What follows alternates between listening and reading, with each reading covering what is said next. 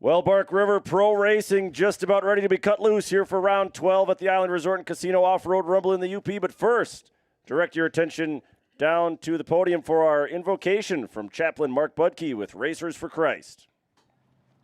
Thank you, guys. Let's pray.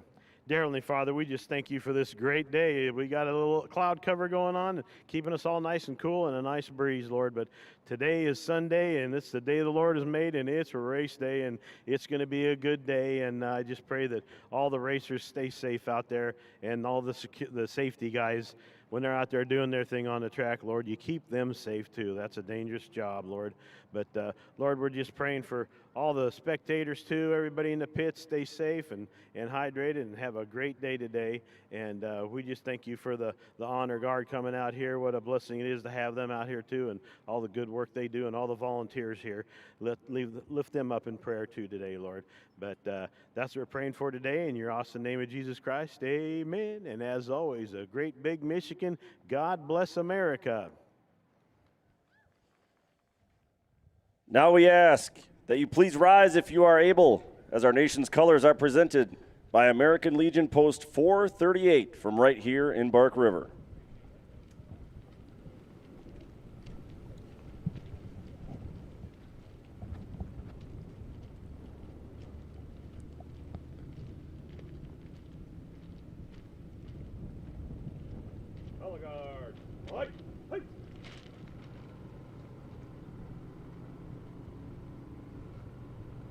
Now we ask that you please remain at attention, face the American flag as our Star-Spangled Banner is sung by Kindred Rays.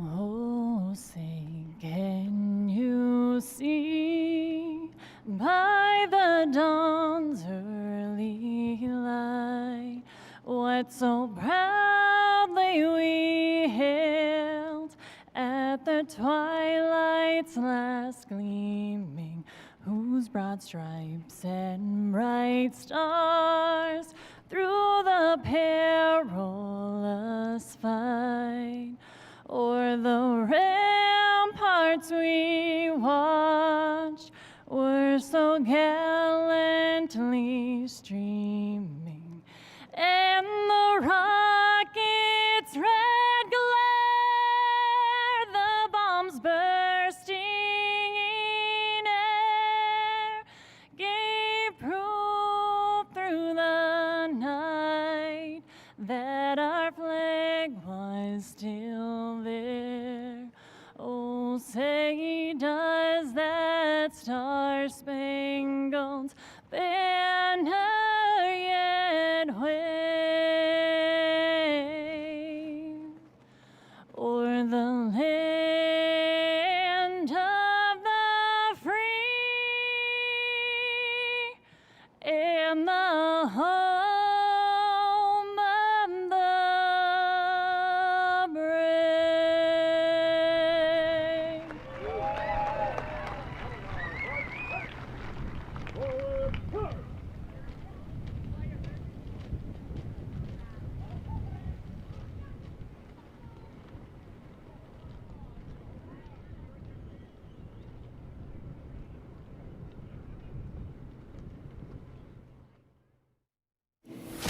In Michigan's Upper Peninsula, a beast awakens. This is Bark River International Raceway, a course carved by time and tamed only by the elite, with towering elevation, wide open straightaways, and punishing corners. Bark River is a roller coaster of extremes. One wrong move, and the beast swallows you whole. The pressure is peaking. Championship battles are reaching critical mass, and Bark River, it's ready to break hearts or crown heroes. So brace yourself, because this weekend, where the heritage runs deep, the stakes are high, and the legends are made right here. This is AMSOIL Championship Off-Road.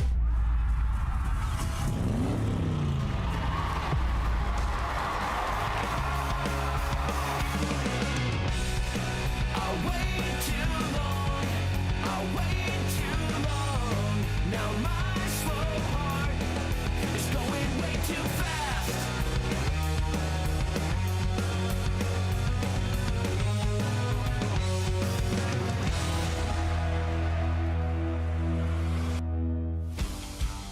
50 years of history in the making, 50 years of stories and legacy written in this dirt. Today is a new chapter, and cheers to the next 50 years here at Bark River International Raceway. I'm Haley Shanley with AMSOIL Championship Off-Road presented by Brunt, and joining me is the race director for Bark River International Raceway, Scott Quarciani. Scott, the electricity, the crowds, they're surging this weekend. So what do you have to say for yourself, the Lions Club, and the entire operation, all the history here?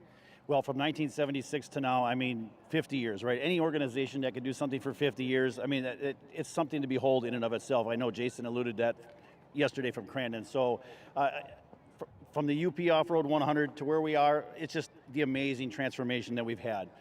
I first want to just take the opportunity to thank a few people. First, for Champ Off-Road, thank you for being partners in off-road racing with us. You bring the best in short course, and that's so much appreciated. To the Island Resort and Casino, such a long partner with us and also race-driven this past several years. We could not do everything that we do out here without them. They are great partners, and their dedication and commitment has really made everything what it is out here today. To the greatest fans in off-road racing, thank you so much for 50 years here in Bark River. You have made this a spectacular extravaganza all of its own, and your dedication is just so much to behold. To the members of the Bark River Lions Club, and to all the volunteers who put this event on, we could not do it without you, and it is our deepest gratitude and thanks for everything that you do to make this event and this facility what it is today. But I also am remiss to remember those residents and the business owners, the farmers, the landowners, everybody in Bark River Township. This is your community event. We could not do it without you. You are responsible for building this beautiful facility that we have here in Bark River. And finally, for those that I may not have mentioned, to everyone that has played a small part of the last 50 years in Bark River, thank you. Your support makes you a partner with us in the humanitarian work that we do as a Lions Club.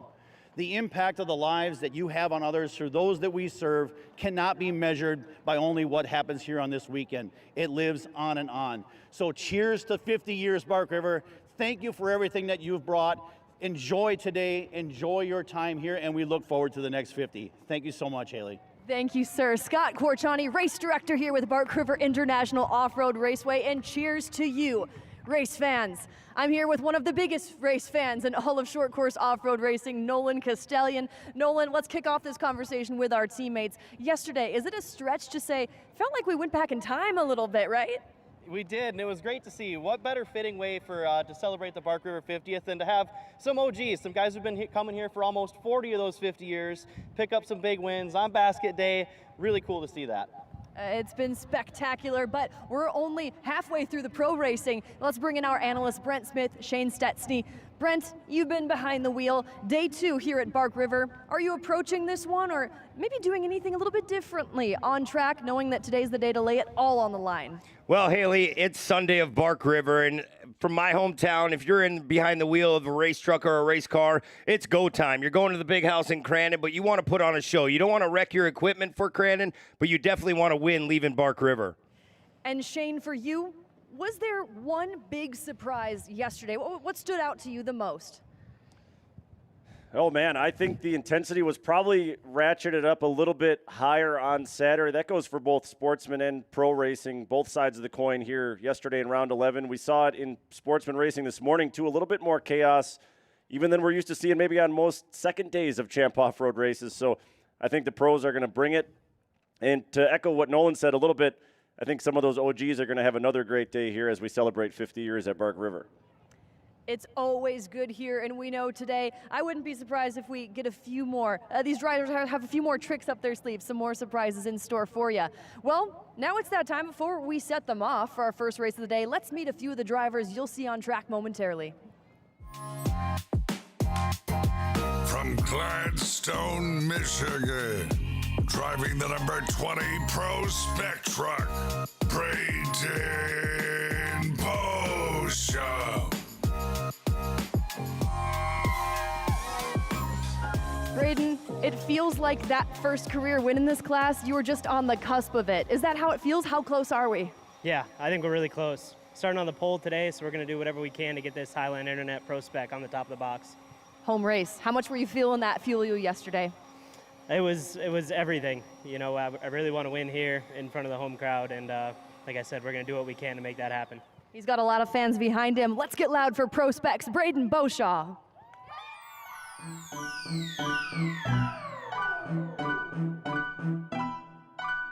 Michigan's very own, driving the number 36 Pro Light, Matt Wood.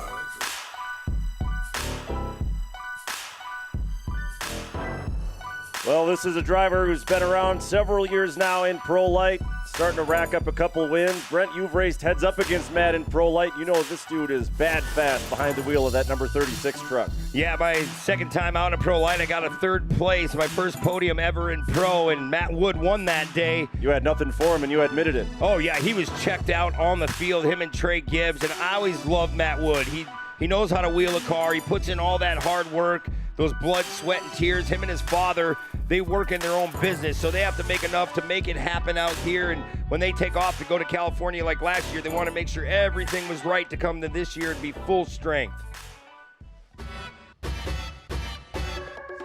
He's a Pro Buggy winner from Argonne, Wisconsin, driving the number 52, Tony Keepers.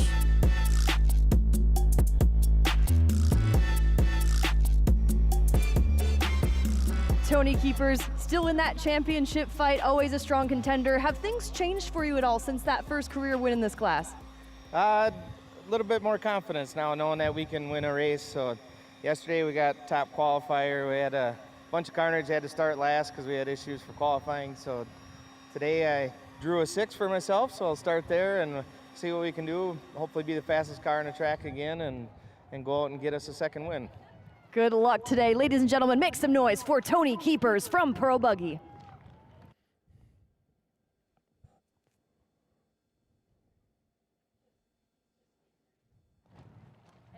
Now we're going to kick off our featured class for you. Before they're going to hit the track for our first class of the Pro Show. So setting them loose for us, Nolan Castellian. All right, so fun fact, my mom is a harsh critic of commands to fire engines. It's her birthday, she's watching at home, so happy birthday, Mom.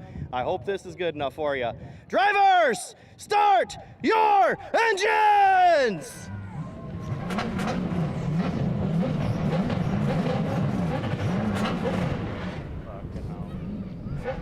I didn't realize Haley was talking. That was my bad. To take a parade lap for you fans, let's take a look at who we are going to see. First of all, Nolan Castellian. Nolan, let's start with you. This round for Pro Spec, it could be anyone's game. Who do you think has really good odds today? I'm going to start right on the pole. You just talked to him. Braden Beauchamp, coming off some tough luck there earlier this afternoon in Super Stock Truck, but a really strong run yesterday here in Pro Spec. I think he's going to be able to get a good jump on this start, keep things out in front, and let chaos unfold behind him and pick up that first Pro Spec win. Engaging by the reaction of this crowd, I think it would make a few race fans very happy to see it.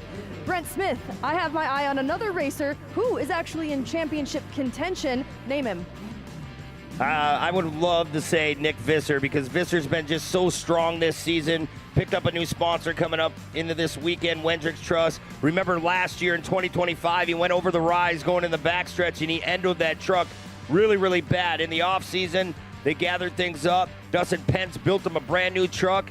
My eyes are set on Visser today because he was a rocket ship after that win in round 11. And we know he is so strong here at Bark River, but there is a lot more depth to this class as well, Shane Stetsny. Yeah, there is no doubt about that. One of the prime factors that makes Pro Spec so compelling is there's battles top to bottom throughout this field. One driver I'm going to keep my eye on today who had a pretty strong run yesterday is that number 69 truck of Justin Tesmer. Small family and friends type team, less budget maybe than some of the top runners in the field, but I talked to Justin last night. He said they're getting closer with the truck. He feels like he's taking big leaps forward every time out on the racetrack, and I'm looking for him to take another step forward here in round 12. And another driver who's also looking to take a step forward and get some more redemption this season. That is the number 73 for Ryan Beat Motorsports of Wyatt Miller. He had a rollover yesterday. 20 minutes ago, I was back in the paddock. I spoke to team owner Ryan Beat, and they were still thrashing away on that truck.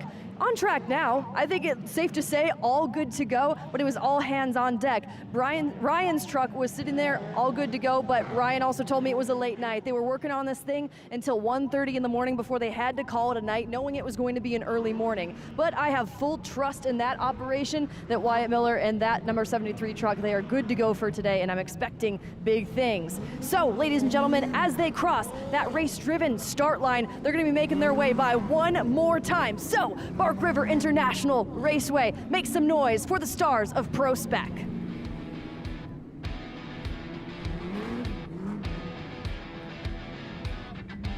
Well, Shane, now let's take a look at a lap around, the GoPro lap around this beautiful 1.5 mile layout. You start up on the hillside, and then it could be a very treacherous turn one, Shane. Yeah, everybody's going to have the elbows up, trying to just jockey for some space to operate down there. Sweeping right-hander and then a very tight left-hander. Track narrows up quite a bit there. A lot of passing opportunity, a lot of places to make contact and rough one another up through this section as well. Yeah, it really gets tough going through there. Then you go over that tabletop in front of the crowd. Then it's a hard right-hander. You have no idea what's on the other side of it, but you're hard on the loud pedal again, all the way to Cemetery Turn. And you got to be apex right, Shane, because that exit is really crucial. Yeah, you can carry a ton of speed into Cemetery Turn, but it starts to get down the fastest lap in round 11, picked up that big win. And I'm telling you, that new Destin Penn's truck that they built is one to watch, as you see Chris Vandenelsen alongside of him in that next entire 66. Yeah, he was a rocket. A couple of drivers with brand new rides for 2026. I alluded to this a little bit ago. The points battle starting to really take shape, but Chris Vandenelsen and Nick Visser locked in an absolute brawl to stay on top of those standings. Of course, that's very subject to change here depending on how this race plays out. Well, here we go, Shane, 2 by 2. Pace truck is off. Green flag is going to fly, and Pro Round 12 underway here at Bark River International Raceway. Look at this, Bark River, your hometown boy, Braden Beauchamp on that Highline Internet truck pulls that early lead. Man, Chris Vandenelsen got hung out to dry on the outside. Here comes Visser now, who came off the second row on that start. He'll go to work trying to hunt down Braden Beauchamp a little bit further back. Wyatt Miller getting into the bedside of Chris Vandenelsen. Yeah, a little bumping and grinding going on this first lap. Look at Wiedmeyer now working his way up in the 328. Braden Beauchamp trying to run away here from Nick Visser on lap number 1. They head down into Cemetery Turn. Yeah, Braden Beauchamp, he's super stock truck driver as well. He raced earlier, had some issues that took him out of the race, but man, what a bounce back. He's looking for his first Pro Spec win here. And Visser closed in a hurry there, then ate a face full of roost off of Braden's truck. Visser thought better of it here on the first lap, decided to back off. I told you, Shane, Braden Beauchamp has a chance to get that win at any time. He just put in the effort, put in the work.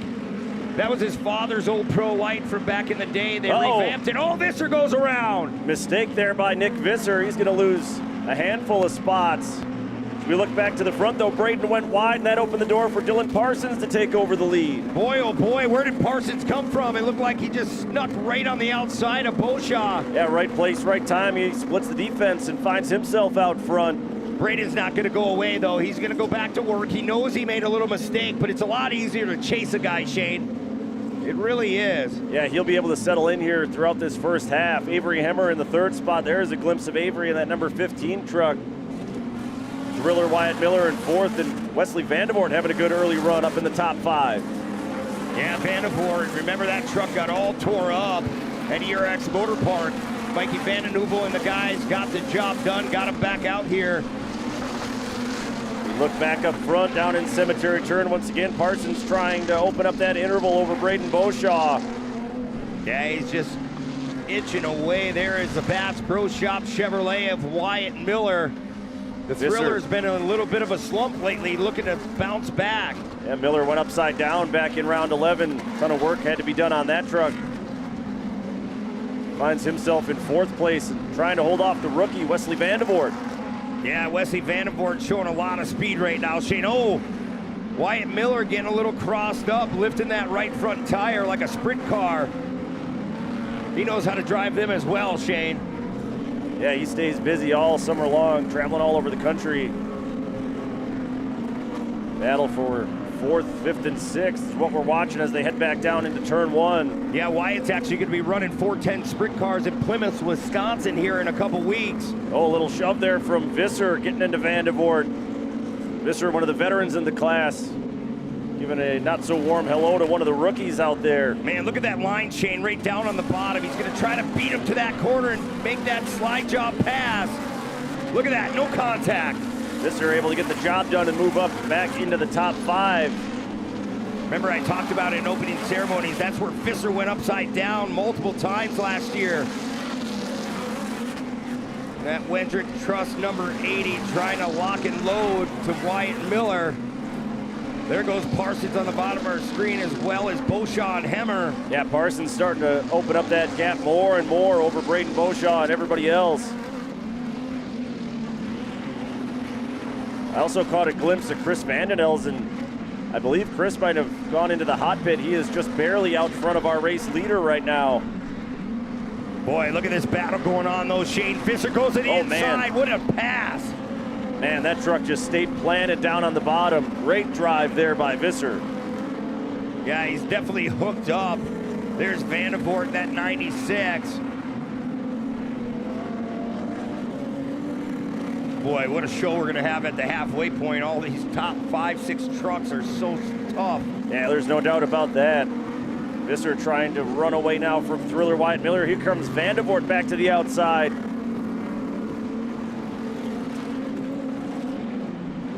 This is the fastest run we've seen out of Wesley Vandevort in his limited rookie season so far. Yeah, he's come a long way in a short period of time. He looks definitely comfortable. Connor Schultz was driving that truck when it went upside down at ERX Motor Park. Thriller Wyatt Miller trying to stay in contact with Nick Visser. And Visser going back to round 11 on Saturday has just been so dialed in, though. Well, Miller able to gain some of that ground back. Oh, do you see the rebound on Visser's truck when he hit there? He tried to rotate at the same time. Oh man. Big problems for Vandenelsen. That is catastrophic for Vandenelsen. He was the points leader when this race started. That will be no more. Visser should be able to claim the points lead when it's all said and done, no matter where he ends up. Shane, that's just a bummer deal. 2 rounds in a row for Vandenelsen, just having issues.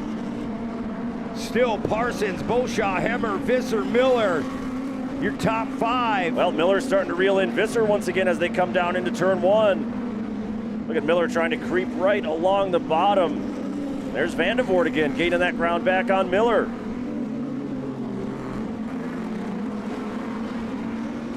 We look back up front, there's the red and yellows. The Kenda Tires truck of Dylan Parsons leading the way here at halfway, looking for his 2nd win this season. Well, Bark River, look at who has the fastest lap of the race so far. Braden Beauchamp, 1:23.281. Let's look at this. We have action down the pits. We're going to take a look at what happened here. Yeah, there is Vandenelsen.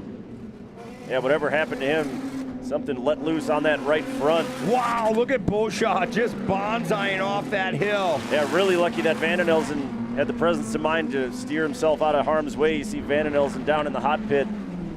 And work being done on Ronald Cosiza's truck as well. That tire completely fell apart off the left rear of Cosiza's truck. Just a tough break. 2 DNFs for Vandenelsen this weekend. Just one of our buddies. Hey, Shane, they put in so much hard work and effort. Yeah, I just saw the window net go down, so Chris is going to retire out of this one. It's Cosiza back into the race. You mentioned that Braden Beauchamp is the fastest truck on the track, and for more on Braden, we'll check in trackside with Haley. Well, for our race leaders too, or for our points leader, that is Chris Vandenelsen, major championship implications can come out of these rounds at Bark River, but one looking to make a splash. We've talked about him. We're reestablishing the story of Braden Beauchamp. He's been actually throwing down consistently the fastest laps throughout this one, and that remains true here at the halfway point. So we know anything can happen in this second half. Some guys might even be saving a little something for this second half. So Braden Beauchamp right now in a really good spot, but Dylan Parsons not going to make it easy. No, I agree with you 120%, Haley. And Beauchamp's been putting down those fast lines, fast laps. He's put together one heck of a program here for Pro Spec. And who would have thunk this many trucks we'd have in the field in 2026? It's one of my favorite classes. Because right now, Shane, I couldn't tell you who's going to win this one. So much to be decided here in the second half of Pro Spec. Parsons off like a rocket on this restart. Visser was right up to the back bumper of Hemmer, now leaning on one another. Visser almost goes around again, and he might lose a couple of spots here. Yeah, Visser did that in the first part of the race. Look at that. Oh, Wyatt Miller getting to the backside. We'll have to wait and see. Big shakeup there. Miller is going to lose a couple of spots in the fracas as well. Visser finally able to get spun back around, but at the tail end of the field as we look back up front, still Parsons, Beauchamp, Hemmer, now Vandervoort, and Tesmer up into the top 5 as they go past the crowd. Yeah, Justin Tesmer really putting on a good show here. Everybody headed back down into Cemetery Turn. Oh, Parsons pushed a little bit wide on entry. Yeah, Parsons, though, look at that cushion, though. That's where you want to put that right rear. You get that nice drive out. You got to check up a little bit to apex this turn. Now here comes Avery Hemmer on the back of Braden Beauchamp, starting to put that pressure on. Oh, man, we got 2 trucks down there. Yeah, that's Axelson and Wiedmeyer, yeah. Man, tough break for both of those two. Looks like they might have been tangled up, stuck together. Oh, as we had one go upside down in the K&N corner. Oh, and that's Tesmer. Tough break. He had been running up into the top 5, and now he's flipped on his lid. Yeah, let's take another look, Shane. Look at this. Just coming too hot and heavy again. He had been running a really good pace up to that point. He'll have to regroup and get back to it at Crandon here in a few weeks. As we look back up front, this lead pack starting to tighten up just a little bit more. Yeah, we'll have to see what kind of lap times Parsons is laying down here this time by. It's going to be close between him and Braden. That interval stayed pretty much the same. Top 4 all running 124.5, 124.7, right in that range.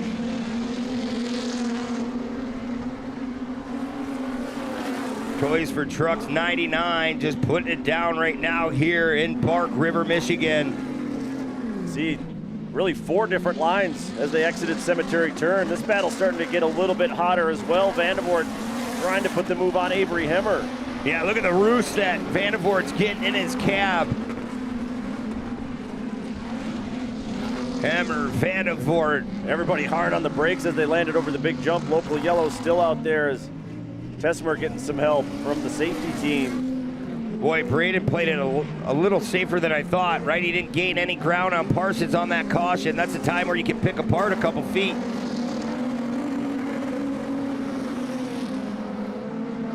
Well, Parsons and Beauchamp able to accelerate away a little bit from Hemmer and Vandervoort. There's that battle for 3rd and 4th. Boy, Wesley in that 96 is finding some fast lines. Watch him run that top of that cushion. Yeah, who would have figured that in such a tough class, we'd have 2 rookies in the top 4 running in the lead pack here at Bark River. Well, there goes Wesley once again, trying to go side by side with Avery Hemmer. The young guns really showing up here in Bark River. Boy, Wesley went really wide, got in that loamy soil. Now Avery's going to have another shot at it. There she goes. Yeah, Hemmer's got the preferred line here. She'll be able to drive in just a touch deeper than Vandervoort.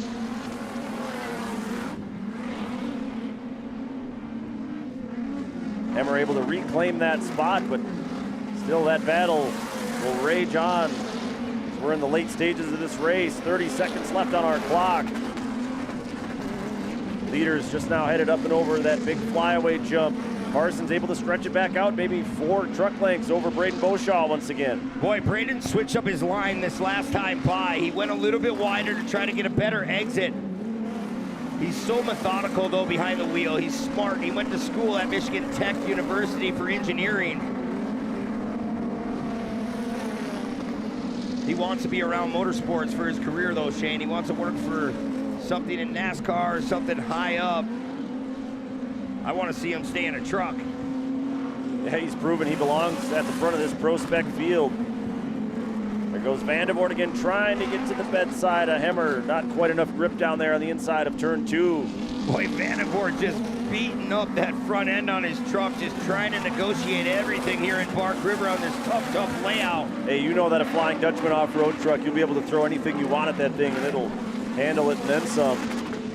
Oh, yeah. Visser's still out there, but much deeper in the field. Visser is now a lap down. Well, one final time around here in Bark River for Pro Spec. Vandervoort still putting the pressure on Hemmer. There's Parsons heading to the flyaway, as well as Beauchamp. Watch the airtime they get off here. Oh yeah, Braden is really on it right now, trying to pick up a couple feet here and there wherever he can. Vandervoort up on the bike a little bit as they went through the K&N corner, able to set it back down. Beauchamp's gained just a little bit here on this last lap. He loses a little bit in the gravel pit once again. See how wide Parsons went there, Shane. Yeah, Braden is going to be able to get a nice run down the hill into turn 1. Beauchamp is going to have to be perfect here for these last couple corners. Meanwhile, Vandervoort got to the door of Hemmer, able to move her up the racetrack a little bit. Boy, oh boy, Wesley Vandervoort working on that pass the last couple laps. They're going to make some contact there. Big contact. Oh, Hemmer goes up and over. Vandervoort back on the throttle. Meanwhile, checkered flag is out. Parsons is going to take the win here in round 12. And back-to-back runner-up finishes for Braden Beauchamp. Welcome to the big leagues for the rookie. Yeah, that's absolutely correct, Shane. It's an awesome job by him getting it done. As Avery Hemmer will cross the line, not where she wants to be. We're going to take another look at what went on here on this last lap. Watch Vandervoort. He goes to the inside. He's trying to steal that line away. They rubbed a little there. You just got to move them up. That's what you're doing. You're trying to move them out of the way. And then right here, Vandervoort goes wide. Yeah, Hemmer was just trying to pay it back. That's still all fair play there. She got to the door, and then Hemmer hooked that edge. One complete roll and able to get it fired back up.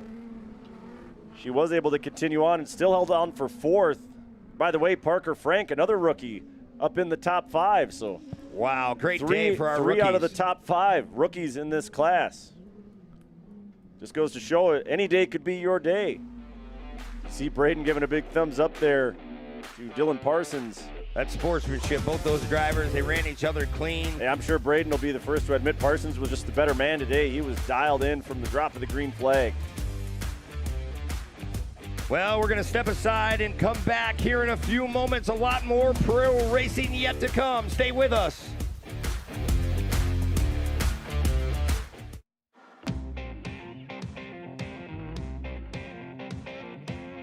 AMSOIL ATV UTV oil change kits deliver everything you need in one convenient kit.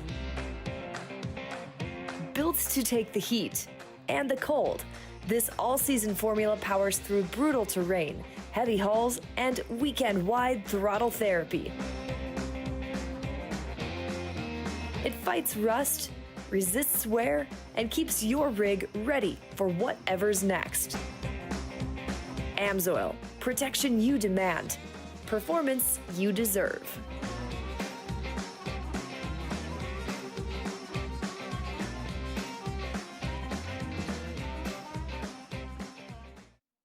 Ready to conquer the outdoors? Head over to Race Driven, your ultimate Polaris destination. Whether you're into off-road adventures or need a reliable workhorse, we've got the Polaris for you. Our expert team is here to help you find the perfect ride and make sure it's ready for action. We at Race Driven are dedicated to providing the best customer service in the industry. With international shipping, we've got you covered for any part you may need. Visit Race Driven today. Customer driven, quality driven, Race Driven. Now's the time to plan your total experience getaway to the Island Resort and Casino. With over 450 hotel rooms and a luxurious spa, relax before diving into non-stop casino action. Watch your favorite teams on the big screens and enjoy great food and drinks at T. McSee's Sports Bar, or savor top-tier dining at Horizon Steakhouse. Then amp up your night with live music and comedy. Head to where big wins and big fun come together. The Island Resort and Casino. Back here at Bark River, I think Dylan Parsons is a little excited about taking the win here in round 12. Like I said, that's win number 2 for him on the season. Hard-fought battle, a chaotic opening race for our Pro Series here in round 12. Let's go back and see how it all unfolded. On the start, it was all Braden Beauchamp, the hometown kid, trying to run away and hide from everybody else. And then Visser goes around early on in that race, and meanwhile, he had left the door open, Braden did, and Parsons able to sneak on by. Yeah, Parsons just moved Beauchamp out of the line, took that spot away. Then Visser trying to go back to work on Vandervoort. Then it just become one heated battle. The Bass Pro Shops Chevrolet of Wyatt Miller went a little bit wide, gave that spot away. Then there was more contact. Watch right here. Miller turned Visser right around, and he had nowhere to go, so he accidentally parked into the back of Visser. Then we watched this battle continue to heat up. Came right down to the late stages. Vandervoort able to move Hemmer over just a little bit on the final lap. Hemmer trying to pay it back, got to his door. Nice save by Wesley. Hemmer goes for a ride. She would survive for a 4th, but Dylan Parsons not to be denied here in round 12. Parsons, a former class champ, joined by 2 rookies on the podium here in Pro Spec.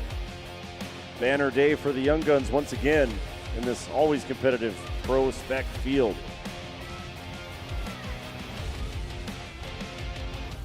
Well, we're going to go down trackside with Nolan Castellian with our top 3 in Pro Spec. Nolan, man, this class, we're going down to Haley Shanley. Sorry, Haley, once again. But man, what a Pro Spec race today. It keeps getting better and better. And look at these rookies. Look at these rookies, but that did not look like a rookie drive, Wesley. I want you to break down that final lap for us. That looked like a confident move. Were you confident? Yeah, I mean, the entire race we were, I really felt fast down in the middle here. So, I don't know, I was trying some moves earlier on Wyatt, and I got lucky with a double pass right there. And when I seen Avery was ahead of me and it was 3rd place, I thought I knew it was go time. So yeah, threw it in hard, tried not to make too much contact because we're all friends. But yeah, I really couldn't have done it without Kenda Tires. I mean, they drew up a whole new tire last night for us, and it worked awesome, so I gotta love that. Flying Dutchman, rebuilt the back half of the truck in a week. Modern build, Global Concrete. My mom, my dad, he was pumped today, and everyone else that helps. Thank you. Congratulations, Wesley Vandervoort. Braden Beauchamp. Braden, a great race, tremendous pace for you. How were you able to keep it so close throughout? I just had to stay calm. Dylan ran me great, and I knew if I could keep up to him, I'd have a shot in the end, and he drove a good race, no mistakes, and yeah, we'll get him next time. Great work this weekend. Thank you. That's Braden Beauchamp, P2 for Pro Spec. Dylan, you were flawless in this one. How would you describe it? Did it feel that way? It felt that way. I mean, I knew the lines I had to hit. The guys were telling me I was hitting my lines. I had to use a little bit of inside of our single buggy moves there on the beginning of the race, just on the wet, and then got out front and stayed out front. My kind of tires were hooked up on this track today. Huge shout out to those guys. Podium the pavement. Those AT2s on this track are awesome. My whole crew, we spent a bunch of time last night diagnosing some issues, and obviously they're okay. They're good. We got a little hot yesterday and had a few little fuel issues, so obviously we fixed that. And huge shout out to those guys: Matt, Johnny, Caleb, Blair, Brad, and Jake. My mom, my dad, my girlfriend Angela, Layla, Toys for Trucks. Jake's on our tires on board this weekend. The whole Flying Dutchman crew. We got 2 Flying Dutchman trucks up here, actually 3. Braden's was built in the shop this winter too. So super cool to have all these trucks up here. And thanks for all the fans out here in Bark River. This place is awesome. Congrats on win number 2 this season. That is Dylan Parsons for Pro Spec. Thanks, Haley. And man, if that's how we're starting things off in Pro Round 12, it's going to be a wild one the rest of the way through. We'll see how it all shakes out. Pro Stock side-by-side next up on the racetrack. Beautiful afternoon here in the Upper Peninsula. Plenty more to see here at Bark River. Don't go anywhere.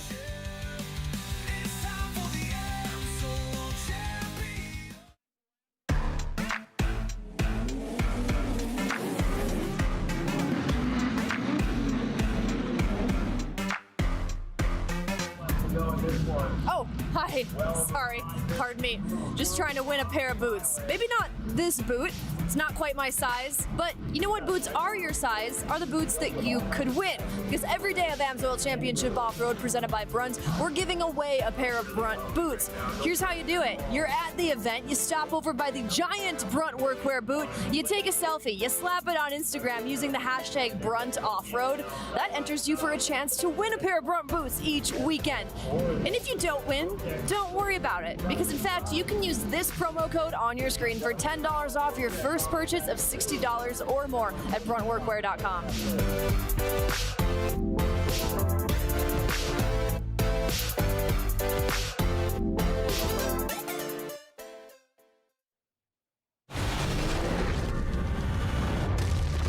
This isn't about timing or tradition.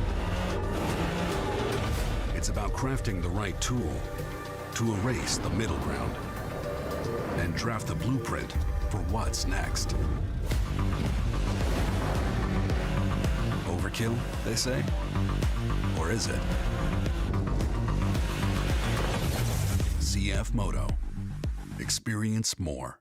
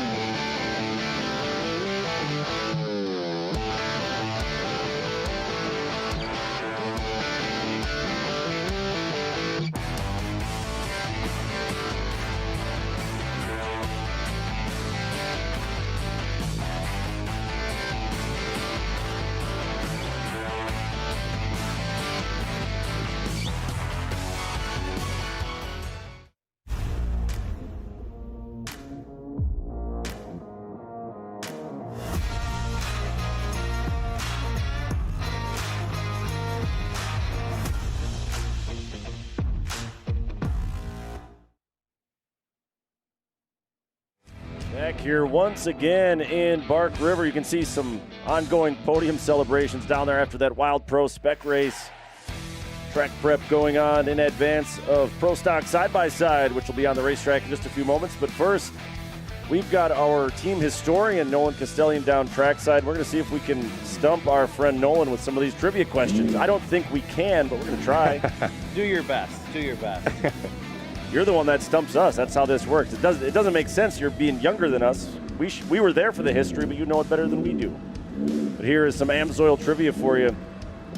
Today, the track at Bark River is 1.4 miles long. Beautiful track here, but when it started, it was a little bit different. The UP Off-Road 100, they called it. It was an endurance race, but how long was the actual track back in '76? I know you weren't there, Nolan, but do you have an answer? I was not there, and I don't have an answer, so this will be a guess. Okay, so Crandon's OG race in the 70s was the Brush Run 101, and that was a 25.25 mile track that they ran 4 times. I like the angle you're coming at this with. So I'm going to take a shot at this, and I'm going to say 5 laps on a 20-mile course. Well, let's find out. I'm sure there's some old heads in the crowd Wow. 5 miles is the answer. Completely backwards. 20 laps on a 5-mile course. Perfect. I liked the order of operations you did there, though. I think you were kind of barking up the right tree, if anything. We got one more for you. You'll probably know the answer to this one. NASCAR great 7-time champ Jimmy Johnson raced here at Bark River 2 years. What were those 2 years that he raced here, Nolan? Jimmy raced the last 2 years of the soda years in a Class 8, so that would have been 96 and 97. Okay, we stumped you once. I'll take it. I'll take that as an honor that our questions at least stumped Nolan 1 out of 2. I hit 500. That's Hall of Fame. You're halfway there, buddy.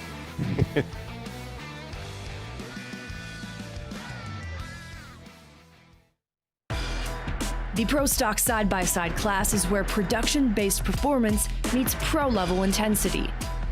These side-by-sides may start on the showroom floor, but once the green flag drops, they are anything but ordinary.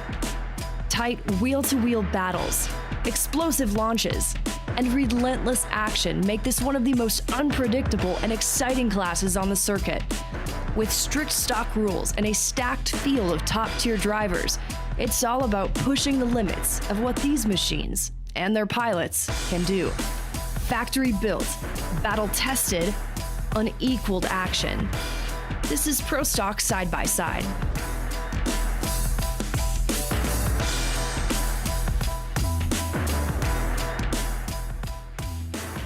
Waiting in the wings, Pro Stock side-by-side, presented by Willwood Disc Brakes.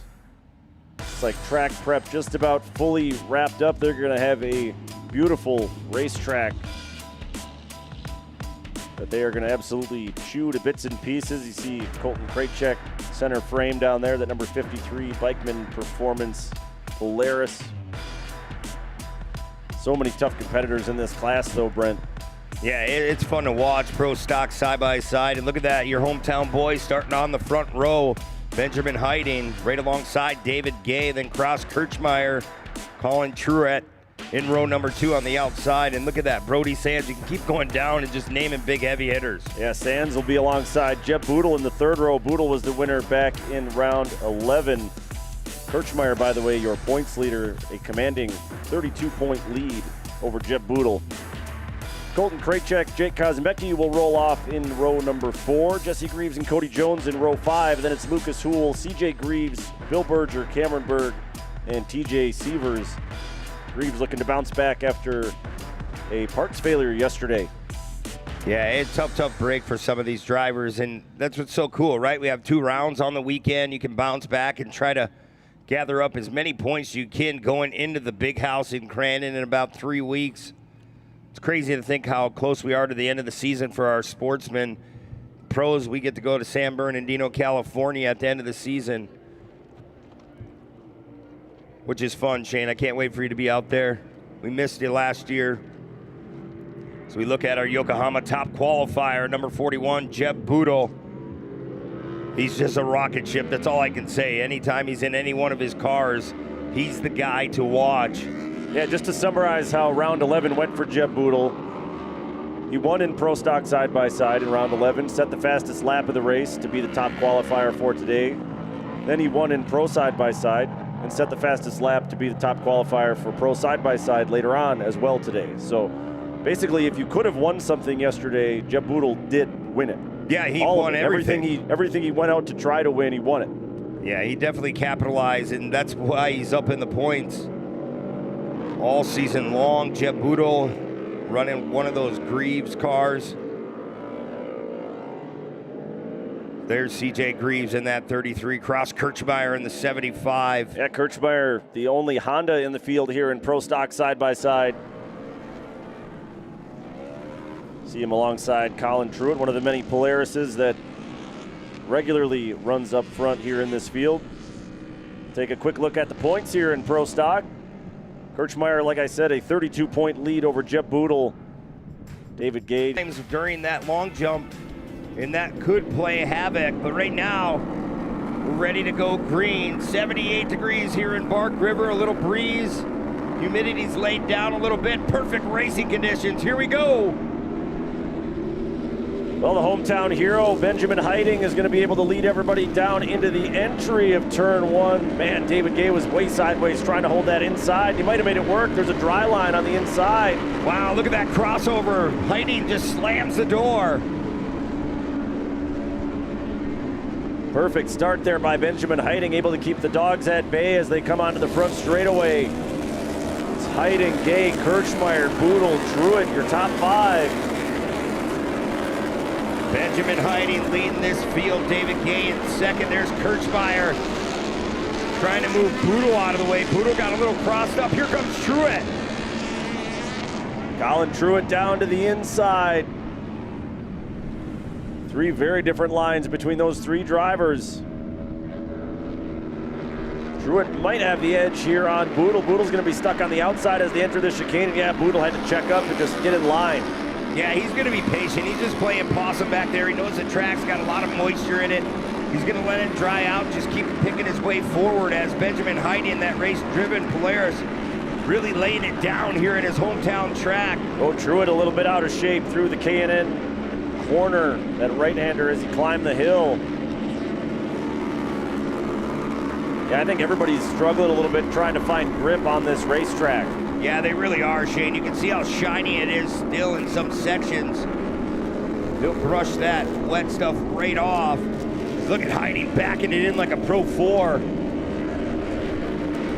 Yeah, you can tell he's starting to get his feet under him just a little bit in this Pro Stock side-by-side class.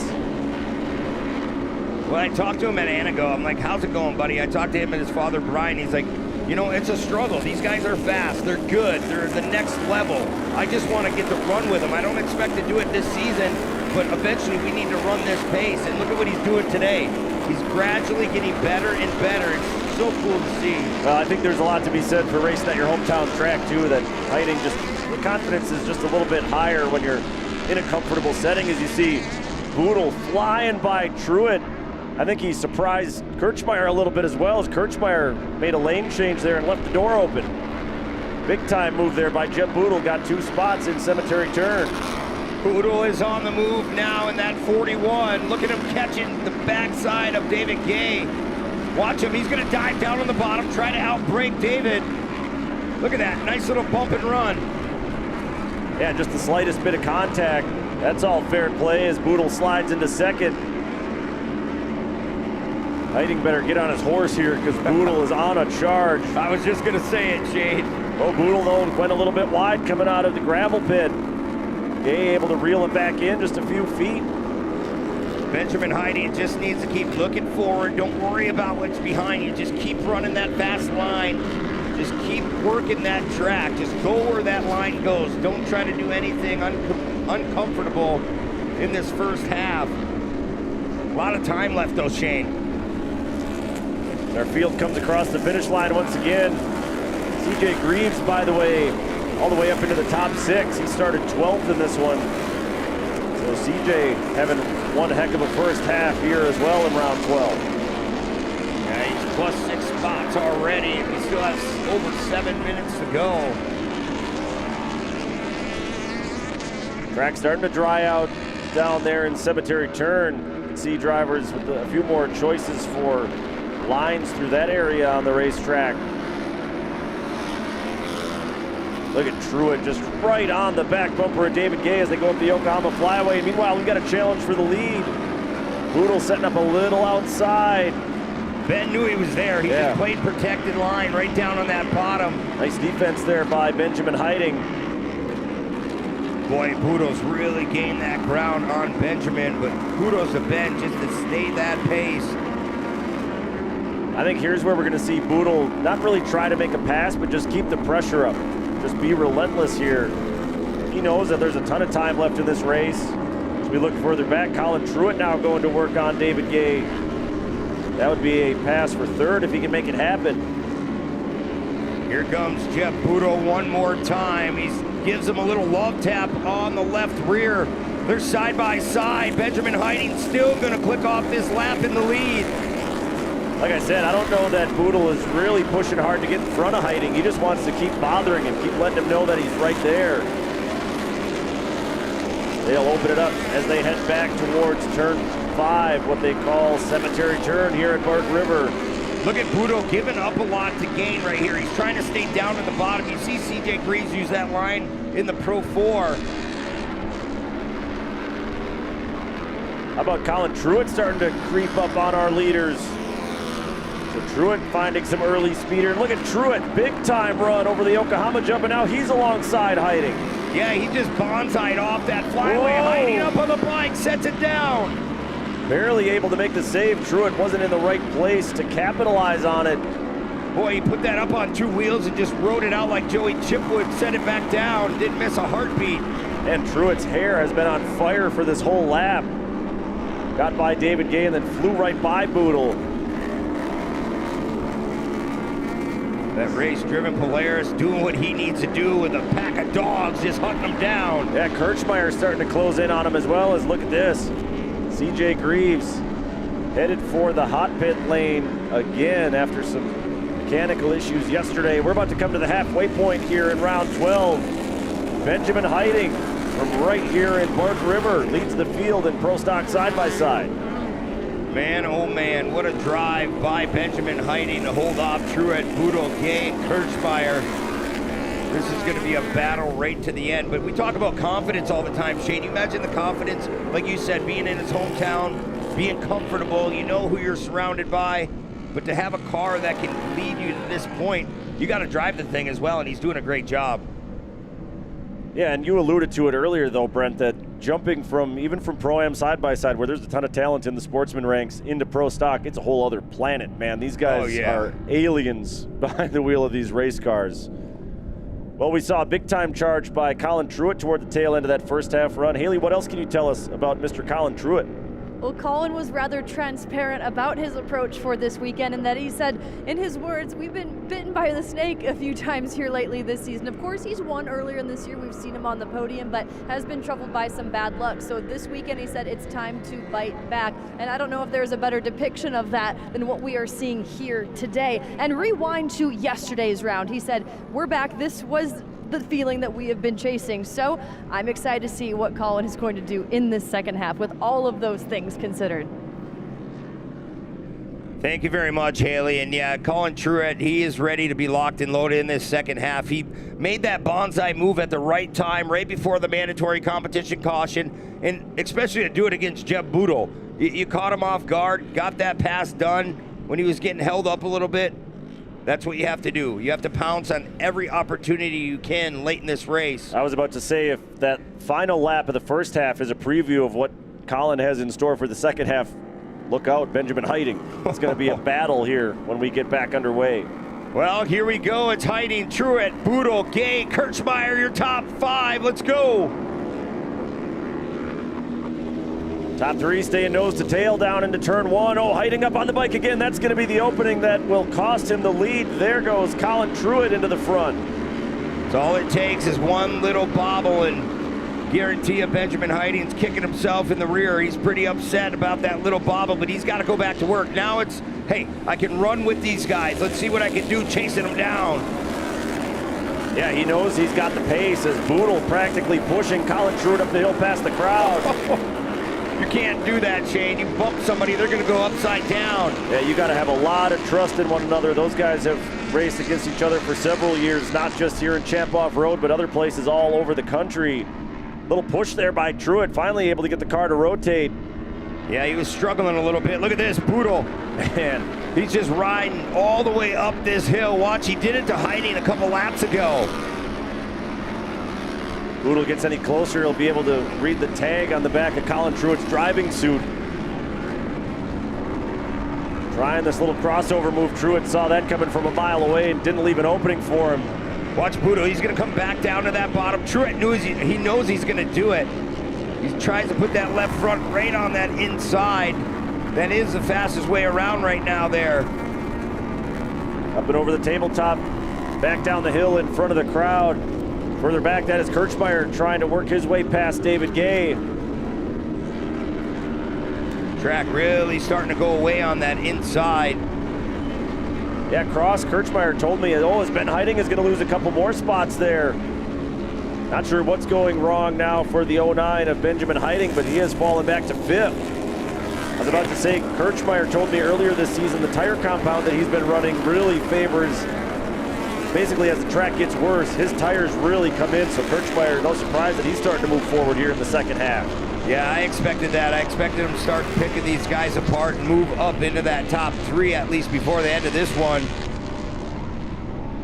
There's Colin Truett one more time. Here comes Jeb Boodle. Truett still has the fastest lap of the race so far, 1:23.367. Boodle trying to close back in. We'll see if he tries to outbrake Truett.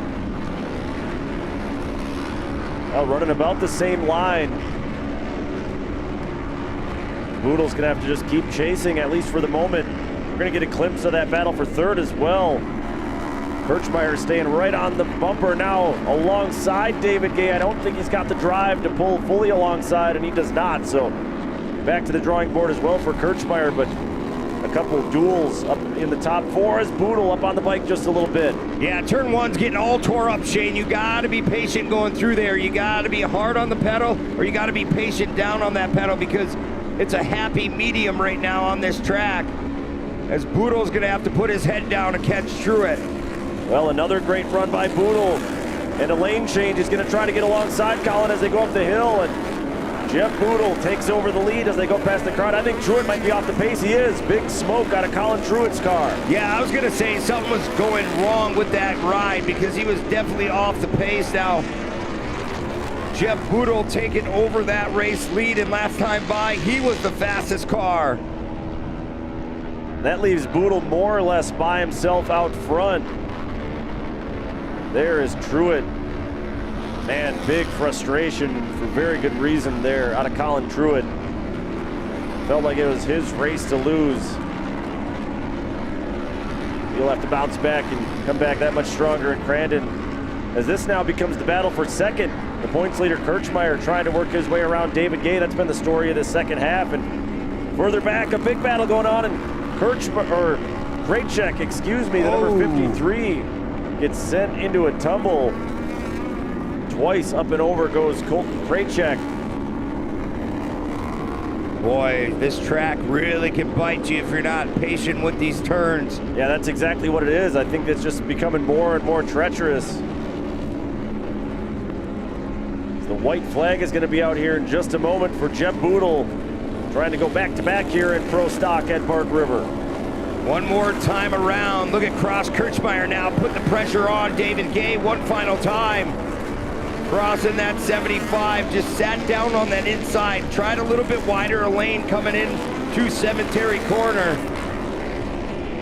Man, look at the speed coming in there. Kirchmeier again trying to run the bottom. He's got a nice run on exit there from Cemetery Turn as they head for the chicane.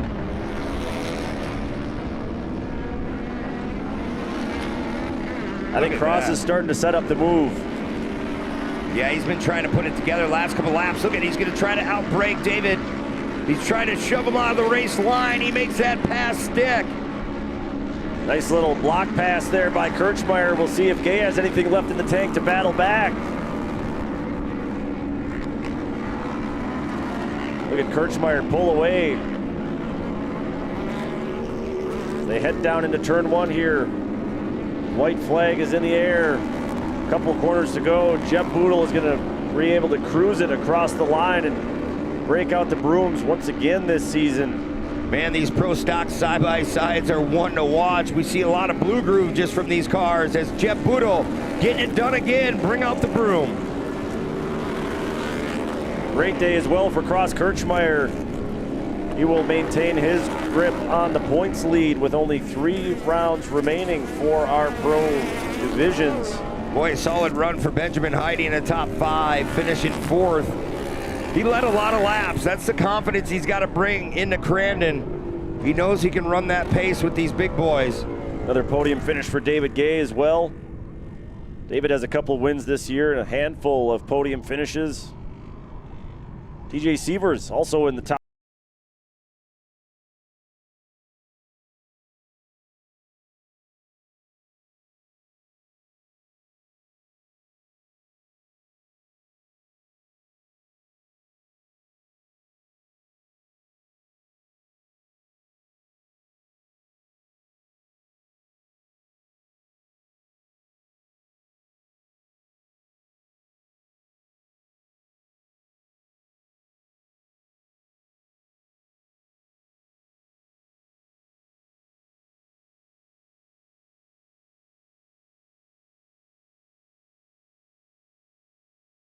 best mechanics find a way to get it done. At every Champ Off-Road event, Brunt is recognizing one of these weekend warriors by gifting them a pair of the best boots on the planet.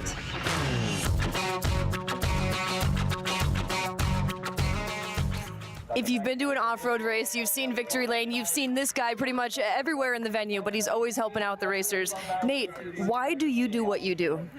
Boy, we've been around since 2010, and I don't like to sit still. And this is my family and my community here, no doubt. And we like giving back to the racers. We like volunteering at the racetracks, and then working with the community as well. It's a lot of fun. Tell me more about that. Just recently here in the Midwest, in Wisconsin especially, tornadoes devastating to some communities. You've been pretty busy in getting these communities back in running order. I've been doing my best, yeah. Menasha was hit 3 weeks ago by EF3 tornado. We had 145 mile an hour winds, and I saw a niche that I could help out with. I went down to ground zero and I was sharpening chainsaw chains for 3 days. Worked till late at night, and then I was back there every morning sharpening chainsaw chain until I went to work. So it was very rewarding and helped out a lot of people. Wow. Again, Nate, thank you for all that you do and continue to do. You are a Brunt weekend warrior, Brunt year-long warrior. If we give you a pair of Brunt boots, will you put them to work? Absolutely, I will. Thank you guys very much. I appreciate it. This is Nate Dogg here down at Victory Lane.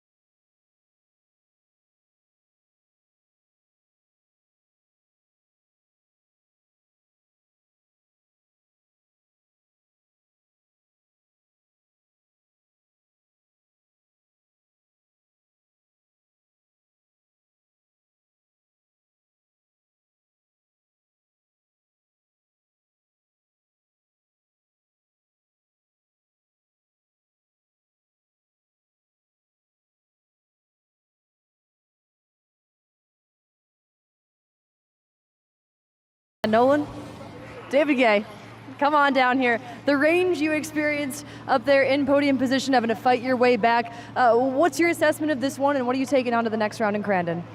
Yeah, today I just wanted to improve upon my score of yesterday. Yesterday I got 4th. Today I just wanted to be on the podium. Wasn't looking so hot early on, but a couple racers in front of me had some mistakes, put me in a good spot. So just trying to make sure to hit my marks, not necessarily charge to the lead, but just make sure I didn't screw up. And that allowed, Cross to get around me, and I ended up in 3rd, but I'm still content with the 3rd today. I'm happy to be up here. So I'd just like to say thank you to my whole team, Speedworks, Polaris Razor, my wife Kenzie, my spotter Neil, my parents for showing up this weekend and flying out and to see me race, Method Race Wheels, Hoosier Tire, Fox Shocks, 75 Designs Graphics, Piper Chiropractic, Patience Metal Fab, Sandcraft, Cross Motorsports, AIM Sports, Freedom Race Lifts, and everybody else cheering me on. Thank you very much. Great work today. That's David Gay, P3. Cross Kirchmeier, the captain. I want to know, what was the key to your race and in keeping this close all the way towards the end? Oh man, I just feel like I was fighting for my life. You know, all weekend, I feel like I battled a lot of adversity out here. This track and me just don't get along. Last year was terrible. Yesterday was not ideal. I was just happy to be able to get the car, get a good feel for the track, get in a battle with the front guys, kind of see what they're doing, learn a little bit from them, and just try to pick off the laps, man. I mean, I had a great battle with David, especially at the end. I mean, that's what makes it so fun. I mean, getting to race with people that I know are going to race me clean. I'm going to race them clean. Oh, man, it's so fun. It's so fun out here. Do you think you can bring this same heat to the pinball competition in Crandon? Oh, I sure hope so. I got a whole crew coming out bringing a whole bunch of pinball machines. So it should be fun.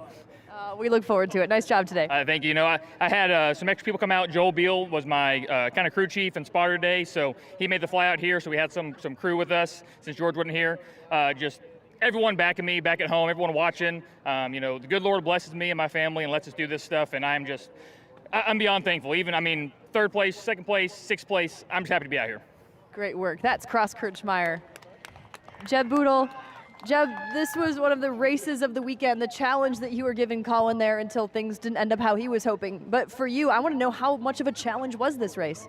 It was very challenging starting 6th here. It's just, in pro stock in general, we're all just so close and tense apart that, and with these low horsepower cars, you got to don't make a mistake and also be patient. That's what I caught myself doing a lot during this race, was how to back myself off a little bit. Hey, we're in a good, even if it's a podium, it's good for points. So just back off, let the race come to you, and that's what we did. Unfortunately, Truett had that issue. I could kind of smell blood in the water when I smelled a little bit of burning oil behind him. I'm like, uh-oh, something might be going. Just got to keep the pressure, and unfortunately that happened to him. But no, it was a great race. All these guys battled hard, and it was very clean for how close and hard we're battling. So that's always fun when you can come out here and race hard and stay off each other. So yeah, I just want to thank everybody who helps me get up here. It's been a great weekend so far. So we got one more to go, but like I said, I just want to thank everybody, my parents, my mom, my dad, all the family and friends back at home, Polaris Razor, Maxxis Tires, Impact Racing Gear, Flight 21 Fuel Additives, Freedom Race Lift, Fox Shocks, iBox Springs, Grease Motorsports, Gilman Innovations, Race Driven, and everybody else I forgot. Thank y'all.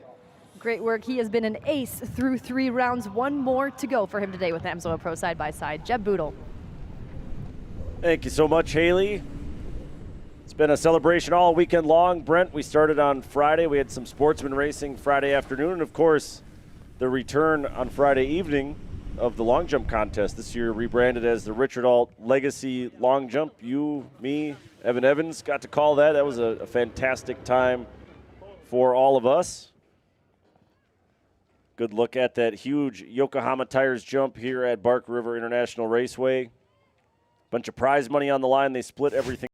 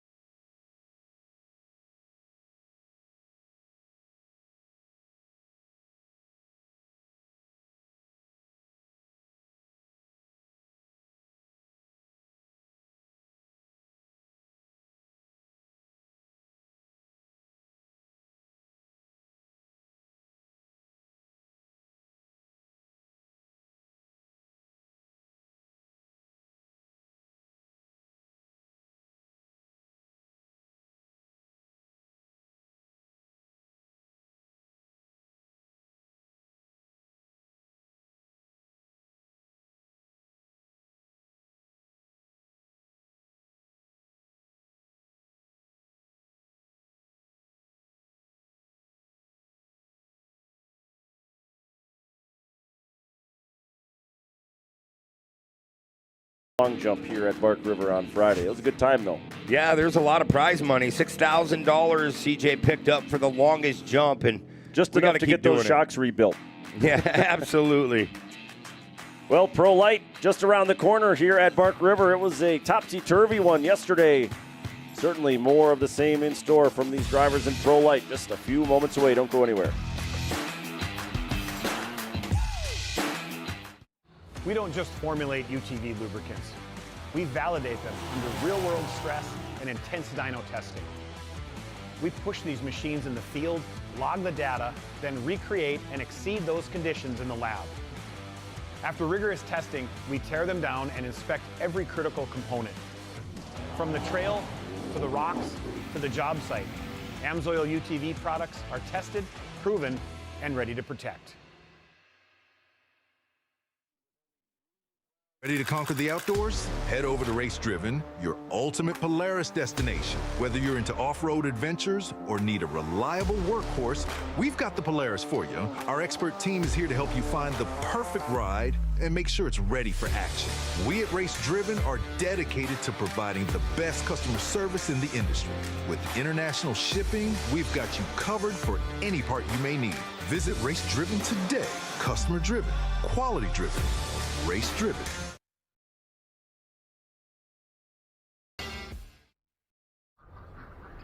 8/100ths of a second.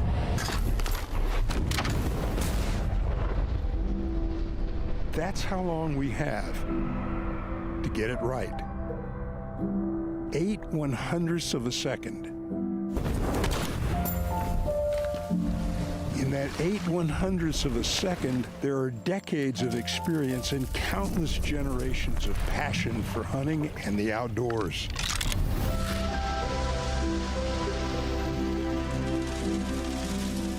At Boss Shot Shells, we make the world's best shells right here in the USA. And everything we do comes down to one singular moment. Because we only have 8/100ths of a second to get it right.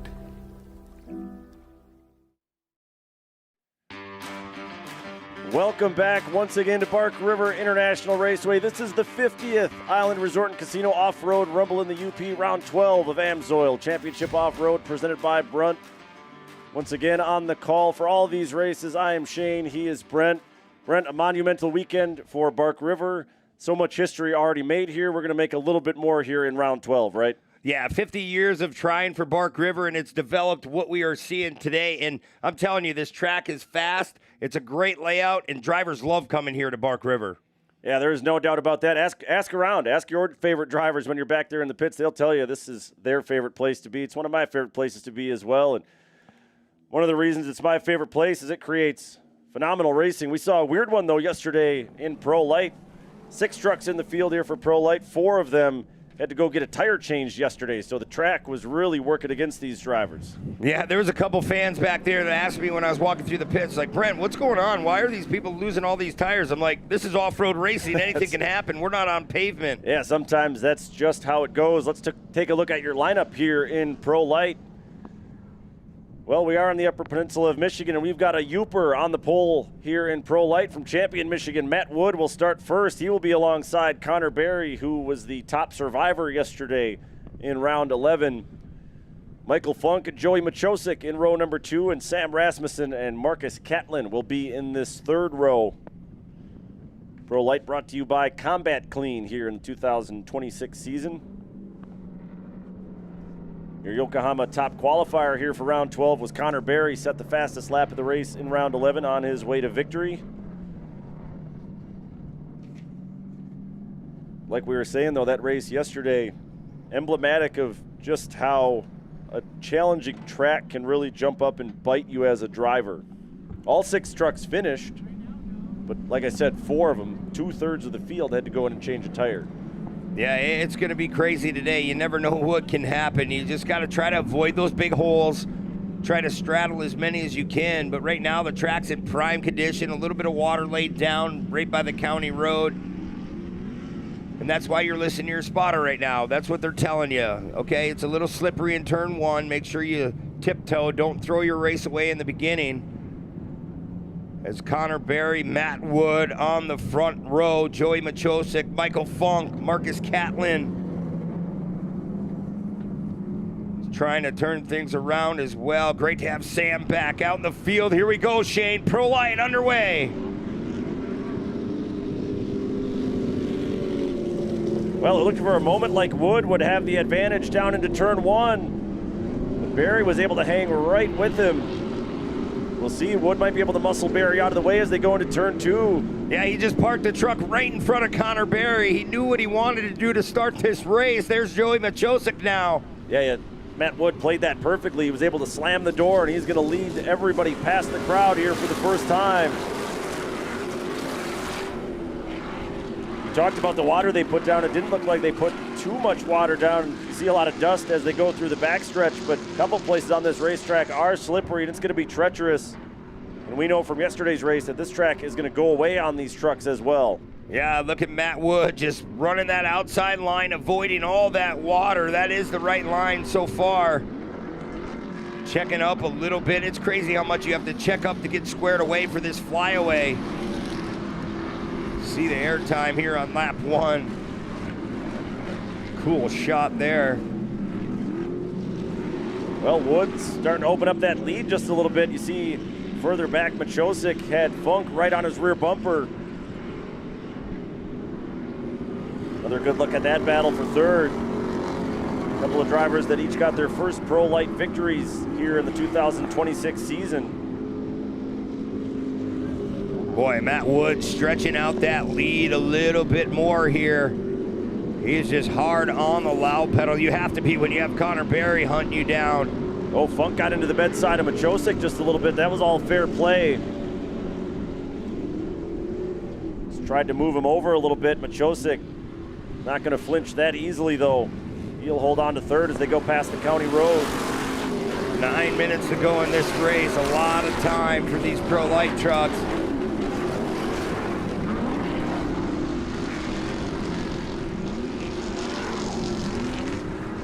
There's Joey Machosik running out front of Michael Funk. I was about to say, he just really pulled away from Funk going past the crowd and down the backstretch. Oh, as Wood was way outside coming through Cemetery Turn. That let Berry close the gap. Yeah, he really closed the gap there. Berry makes a little mistake there, going a little wide, but Wood still maintaining that lead. And Wood was lucky to come out of that with the lead still intact. Berry took a huge bite out of that interval. It'll take maybe a couple laps for everybody just to settle down a bit and for the track to come in for these Pro Lights. Yeah, it's starting to work its way in. Matt Wood just hanging it out there. These trucks are hard enough to drive on a perfect racetrack. We've seen how challenging this track is here at Bark River. And I promise, Shane, it's not going to get any better as this race continues to go on. Look at Connor Berry trying to go the long way around, gets in that soft soil, drags all that horsepower away again. Oh, looks like in front of us, something's going wrong with Joey Machosik. Yeah, right behind our two leaders. Machosik went into the spin cycle all by himself. That puts Marcus Catlin up into a podium spot. And I don't see Michael Funk on the racetrack, Brent. Yeah, Michael Funk is nowhere to be found. Battle for the lead staying hot, though, as Berry still trying to run down Matt Wood. Berry trying to turn into the Cemetery Turn just a little quicker than Wood as we look into the hot pit. Everybody is looking at Funk's truck down there, but they're not moving with a whole lot of urgency down there. What are you seeing, Brent? I see some steam coming out of the overflow out of the radiators in the back, so maybe he just got that truck too hot and just maybe turned off. He pulled it down pit lane. He'll have to wait until the big house to get some redemption on this Pro Light division. Yeah, I think it's not a good sign for Funk that nobody was really moving too fast in the hot pit. Everybody looked like they kind of had accepted the fate for the number 77. Right. How about this? The rookie, Marcus Catlin, trying to stay out front of Joey Machosik. Boy, Marcus Catlin, rookie season in Pro Light. And that number 7 just trying to stay ahead of Joey Machosik. Said as a kid growing up watching off-road racing, all he ever wanted to do was race Pro Light. He said some kids dream of Pro 2, Pro 4. He said, not me. Pro Light is all I've ever wanted to do. And he said it was the right time for him and the family to empty out some savings accounts, give it a shot. He is having the time of his life racing Pro Light, and he'll tell you that. Well, look at this, Shane. We got a battle for the lead. Matt Wood trying to hold off Connor Berry. Berry's got a good run going into Cemetery Turn. He moves Wood out of the way. Man, you got to have so much trust in one another to go door to door down into Cemetery Turn. Wow, that little contact screwed them both up there. Yeah, it scrubbed off way more speed for Berry than it did for Wood, so by the skin of his teeth, Matt Wood escapes still with this lead here in round 12. Matt Wood from Champion, Michigan, just down the road. He would love to pick up another W in Pro Light at his hometown track. He's been fast enough these last couple years, Shane. When he gets out front, he's definitely very, very smooth. Yeah, especially on these bigger tracks. Bark River at Crandon, that's where he really seems to shine. They really suit his driving style. Down into turn one once again. Wood just trying to hang that outside rear tire onto the cushion. Barry doing a little bit more searching, trying to find a better way, as we'll be coming to the halfway point here in just a few moments.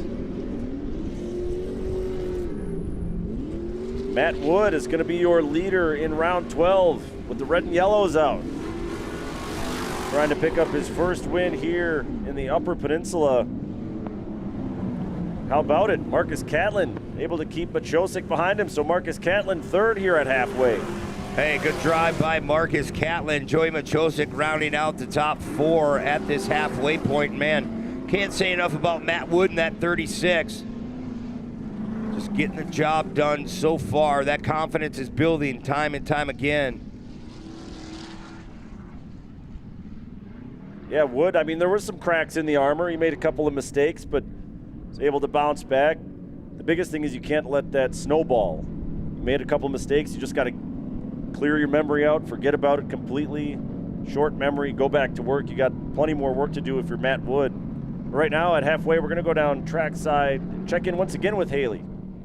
Marcus Catlin in that first career podium a few weeks ago, coming in his rookie season. And what's beautiful about that is you not only see that that's possible, confidence builds confidence, but it's knowing that that experience feels like surely that is in the back of his mind. He wants more of that. So that number 7 you see on your screens right now, that's who I've been watching these last few laps.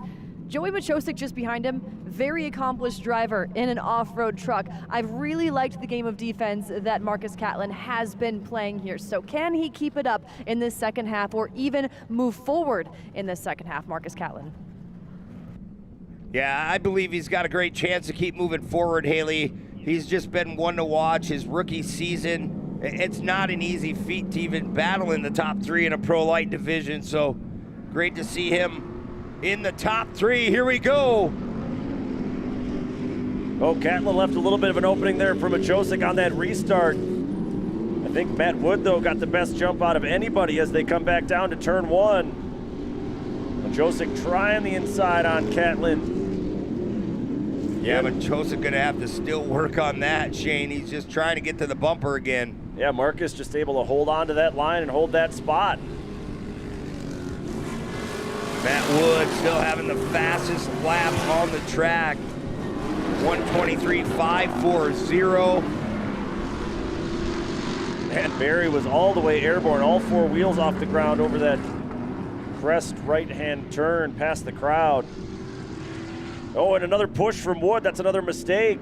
Yeah, he did that a couple times ago, and Barry just wasn't there to capitalize.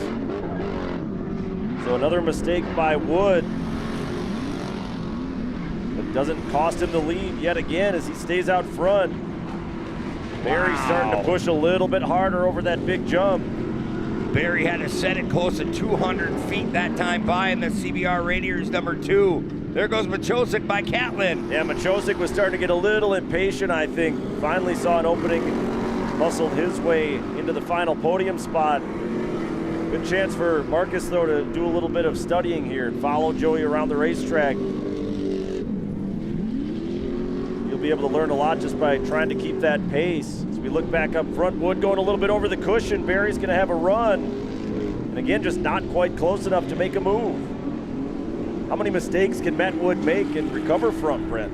Yeah, I don't know. He's doing the bobbles at the right time. It sounds weird to say that, but anytime he makes a bobble, it looks like Connor Barry makes a mistake as well. I think that speaks to just how challenging this track is. Look at Barry again. He's been going through that right-hand turn over that rise right on the inside, and it'll get you fully airborne. Another little push there from Wood. Yeah, Wood Same checked for it Barry. up. That corner is just becoming really challenging for these trucks. Yeah, they matched each other mistake for mistake once again, and Wood actually able to open up the interval a little bit. Boy, he definitely opened it up a lot more, Shane. Look at that airtime coming off that flyaway. About maybe 7 truck length gap for Matt Wood here late in this race. 1.5 minutes to go. Can the Michigan driver get it done? You have Michigan, California.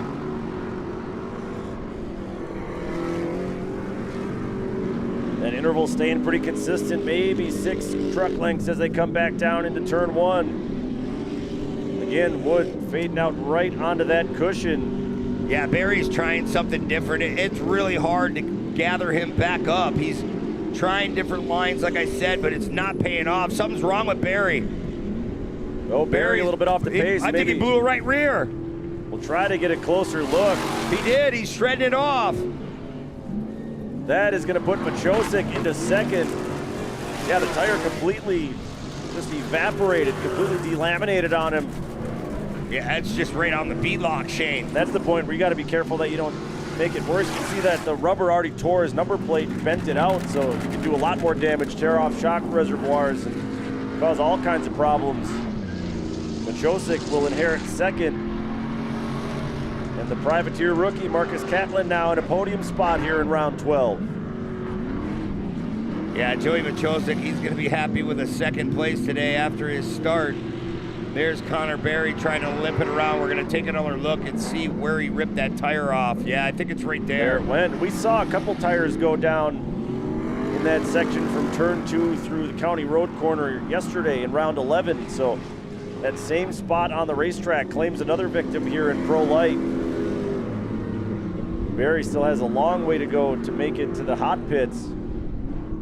That leaves Matt Wood with the white flag about to come out all by himself out front. Trying to do the Upper Peninsula proud here at Bark River. Yeah, he really is doing everyone proud. He's very, very quick today. Showed up to win. See that cushion just fading out so far by the county road. There's Wood still hard on the loud pedal.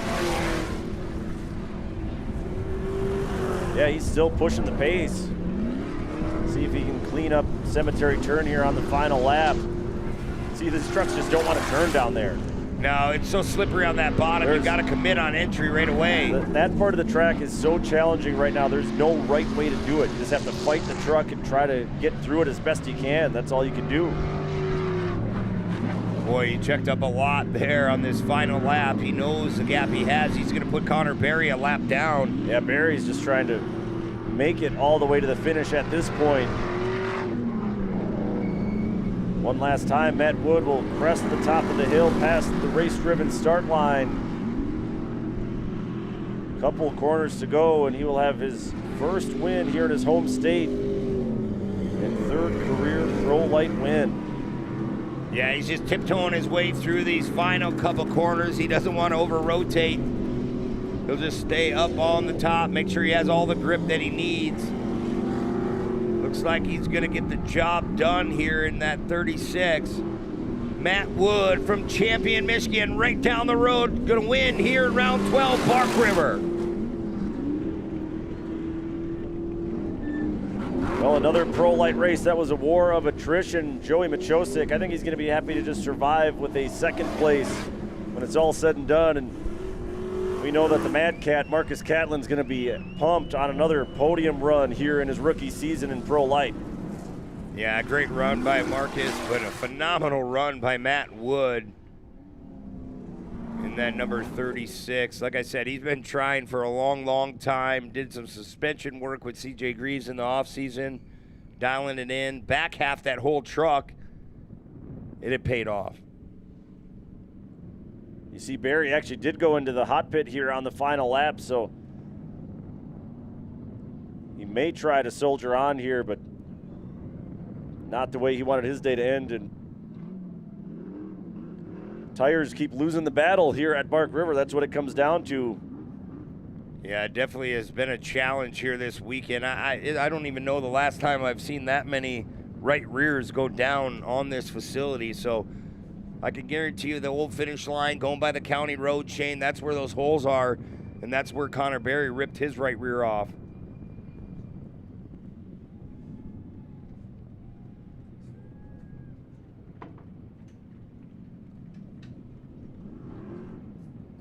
Matt Wood going to bring her to victory lane. You see Marcus Catlin all excited as we watch as they work on the right rear of Connor Berry just to get it back on so he can bring it back to the pits.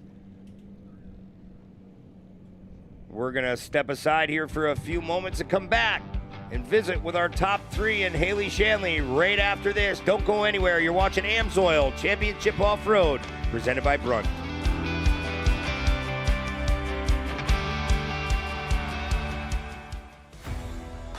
Every race is a test of performance. When the stakes are high, racers rely on proven products. If AMSOIL products are engineered for this kind of punishment, you can trust them in your garage. Shop by vehicle to find everything you need for your ride. Get the protection you demand and performance you deserve with fast, free shipping from AMSOIL.com.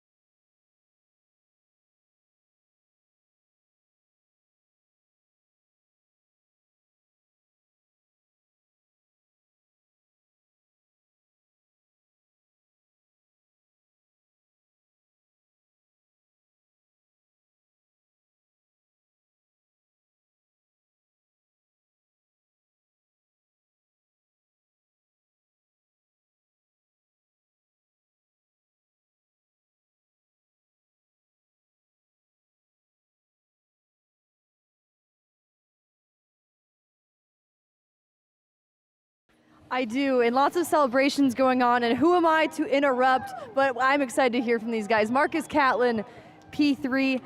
It seemed like you in this program, you just continue to build, and you were having to really fight for it there. So what's your assessment of this round? It was a lot of fun. We've always had fun at Bark River, not the greatest luck, but 2026, that changed it around.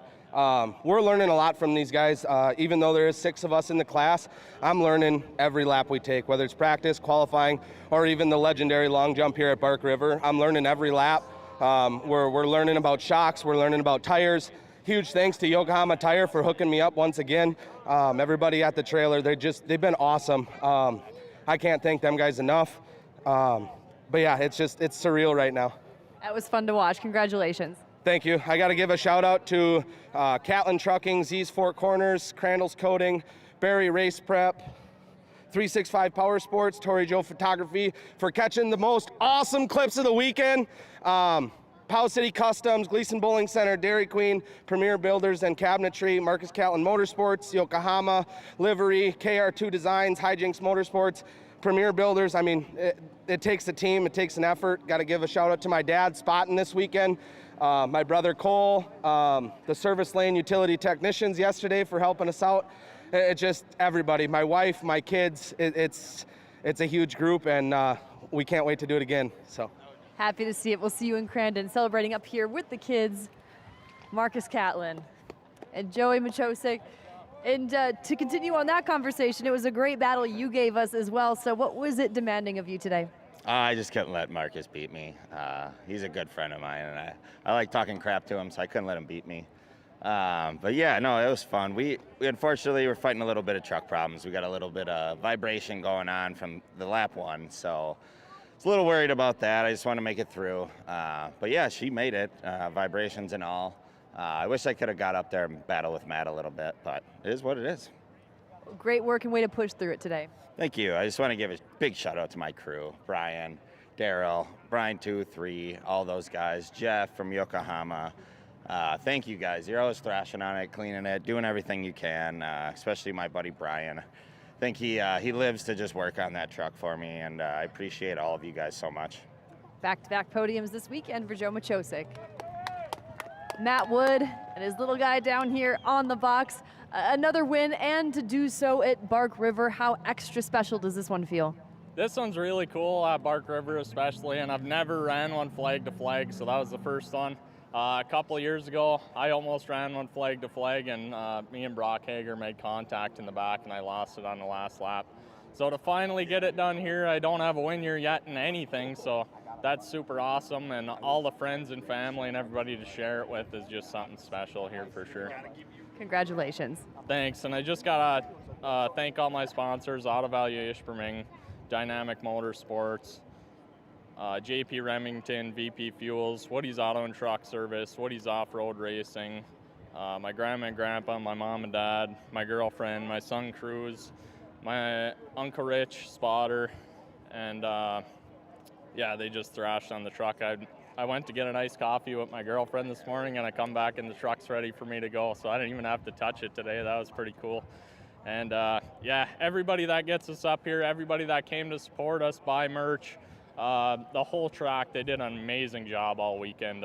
Hats off to Bark River and Champ for putting on a great event again, and hopefully we can keep this momentum going into Crandon, and hopefully we can get a couple wins there too. We look forward to that. That is Matt Wood. Michigan, it's your guy, winner for ProLite today. Thank you very much, Haley. Congratulations to Matt Wood, Joey Machosik, and Marcus Catlin. Many more to come, boys, and it's been one heck of a day so far, Shane. The sun's out, great crowd on hand, and we're not done yet. Yeah, no doubt about that. See the champagne shower down there on the podium. Pro Buggy waiting in the wings here at Bark River. We had a fun one in that one yesterday as well. Every race is a test of performance. When the stakes are high, racers rely on proven products. If AMSOIL products are engineered for this kind of punishment, you can trust them in your garage. Shop by vehicle to find everything you need for your ride. Get the protection you demand and performance you deserve with fast, free shipping from AMSOIL.com.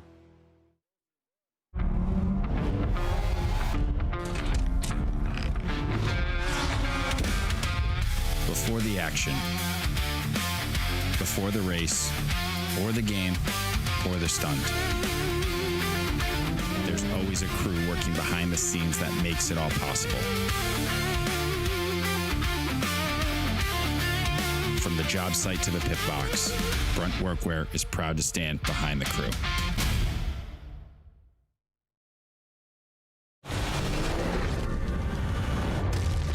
This isn't about timing or tradition. It's about crafting the right tool to erase the middle ground and draft the blueprint for what's next. Overkill, they say? Or is it? ZF Moto. Experience more. Race teams don't settle, neither should you. The garage just got an upgrade. Wash it, shine it, protect it. A complete detailing suite engineered for the track and built for your driveway. Born from 65 years of motorsports, built by a century of chemical engineering. Track tough, garage ready. The only cleaner that smells like the scent of victory. One product line, two worlds. Who's your daddy? Who's your mama? Visit who'syourtire.com to order today.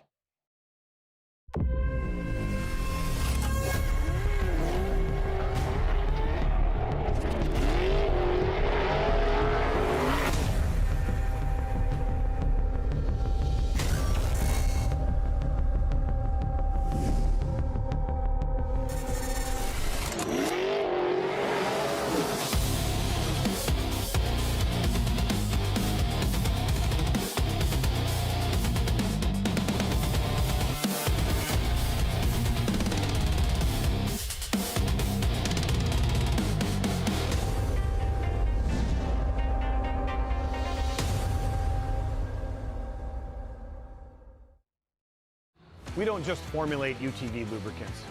We validate them under real-world stress and intense dyno testing. We push these machines in the field, log the data, then recreate and exceed those conditions in the lab. After rigorous testing, we tear them down and inspect every critical component. From the trail, to the rocks, to the job site, AMSOIL UTV products are tested, proven, and ready to protect.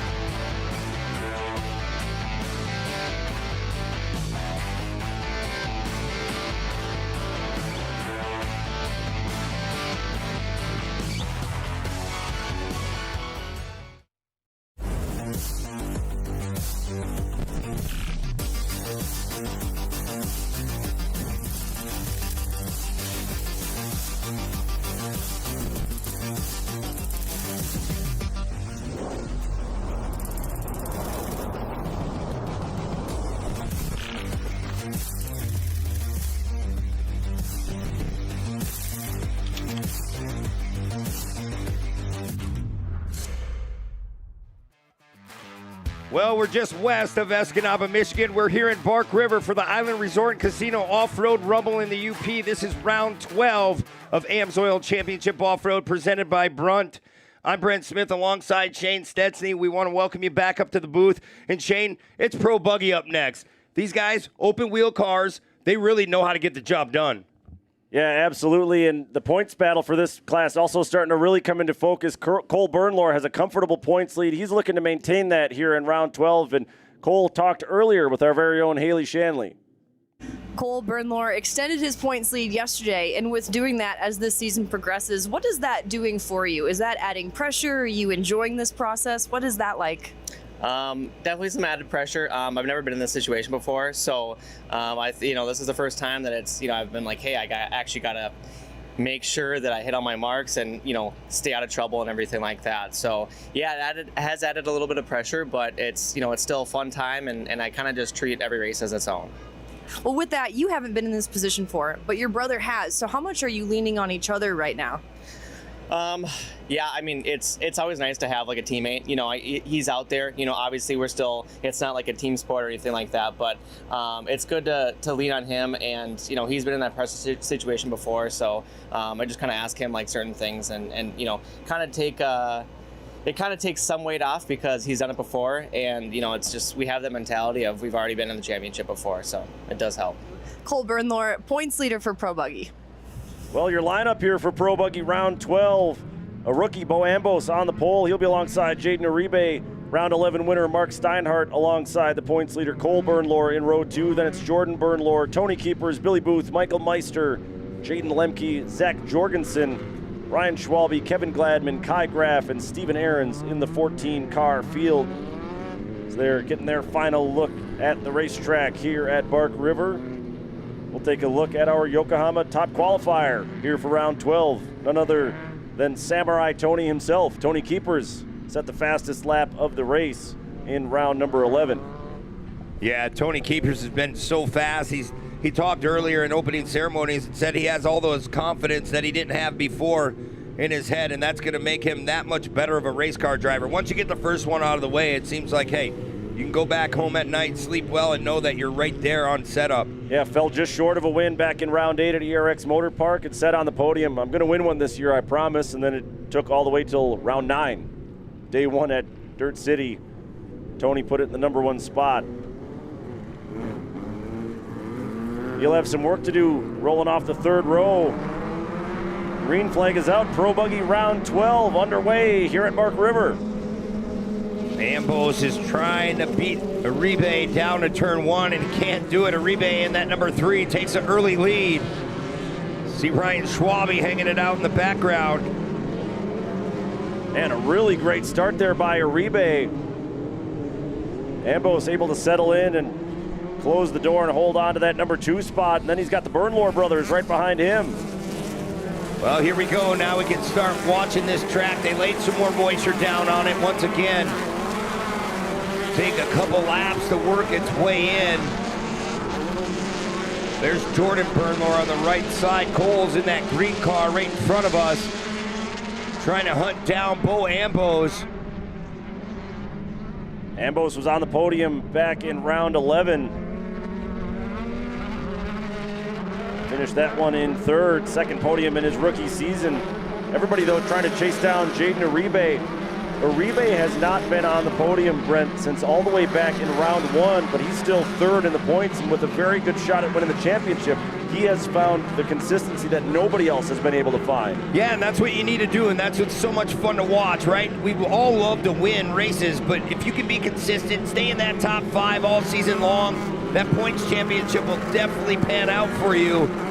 As Bo Ambos, I can't say enough about him either, right? He used to give you and I a hard time about certain things when he was in the different buggy divisions, but now he's in pro buggy. He's doing a phenomenal job, and he said he's learning every time he gets in the car. Yeah, he's been a very quick study since jumping into pro buggy.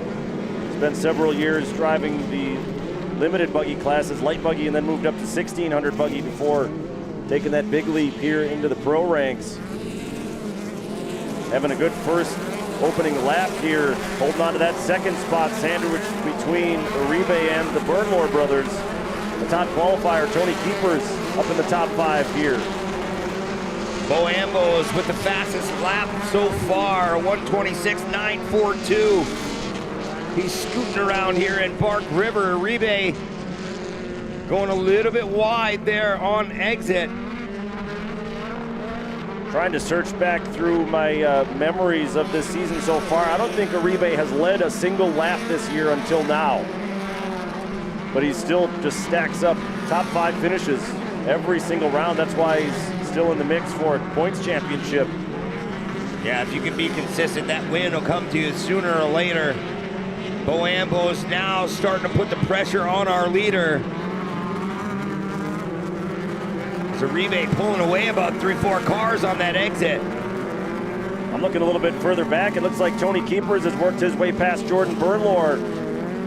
There he is, the Milwaukee Tools car, the Yokohama top qualifier on the move. He's up to the top 4 now. There's Uribe, finds himself out front. Bo Ambos about 3-4 car lengths behind him, going by the county road this time. Green flag still out, well over 7.5 minutes to go. A lot of racing yet. Well, everybody's starting to stack up a little bit behind Uribe. Once again, we got a car in trouble down in front. Jordan Burnlore, he's up against the rock down there. Yeah, Jordan Burnlore spun out, going past the finish line. We're staying up front though. Ambo still trying to hunt down Jaden Uribe. Jordan Burnlore finally gets that car refired, but he's stuck down in the rocks in front of us. Yeah, he may need some help getting out of there. He can't back up. That big rock is directly blocking his path. You look back toward the front, up and over the Yokohama flyaway. Ambos with a stranglehold on second as everybody's trying to chase down Jaden Uribe. Man, just talking to Cole Burnlore on the Champ Off-Road podcast presented by AMSOIL, he had that confidence in him. He said, I want to come out of Bark River with solid finishes. I don't want no DNFs. He's doing what he needs to do. Cole was pretty clear to us, too, that it's unfamiliar territory for him to be leading the points. He said, I'm kind of getting used to what that feels like after Dirt City just a couple weeks ago. And he said, like you said, the whole goal is just to keep stacking up those consistent finishes. You don't have to go for broke. Just try to maintain at this point. Yeah, you just got to do what you can do in this tough layout here in Bark River. And I remember asking him, I'm like, do you feel like you got a target on your back? And he's like, no, not at all. He's like, I'm just getting used to being out front in the points lead as we come to that halfway. And really the majority of this Pro Buggy field stayed pretty tight throughout that first half. Unfortunately, Jordan Bernlohr is still stuck down there in the rocks, so he will go a lap down. Basically spun off the racetrack into the worst possible spot to not be able to get out by himself. See Whitey Brownell down there talking to him. While we got a moment, we'll wish a very happy 60th birthday to Whitey Brownell, the leader of our safety team here for Champ Off-Road. I'm sure if you asked Whitey, there's no place he'd rather be than right here at the racetrack.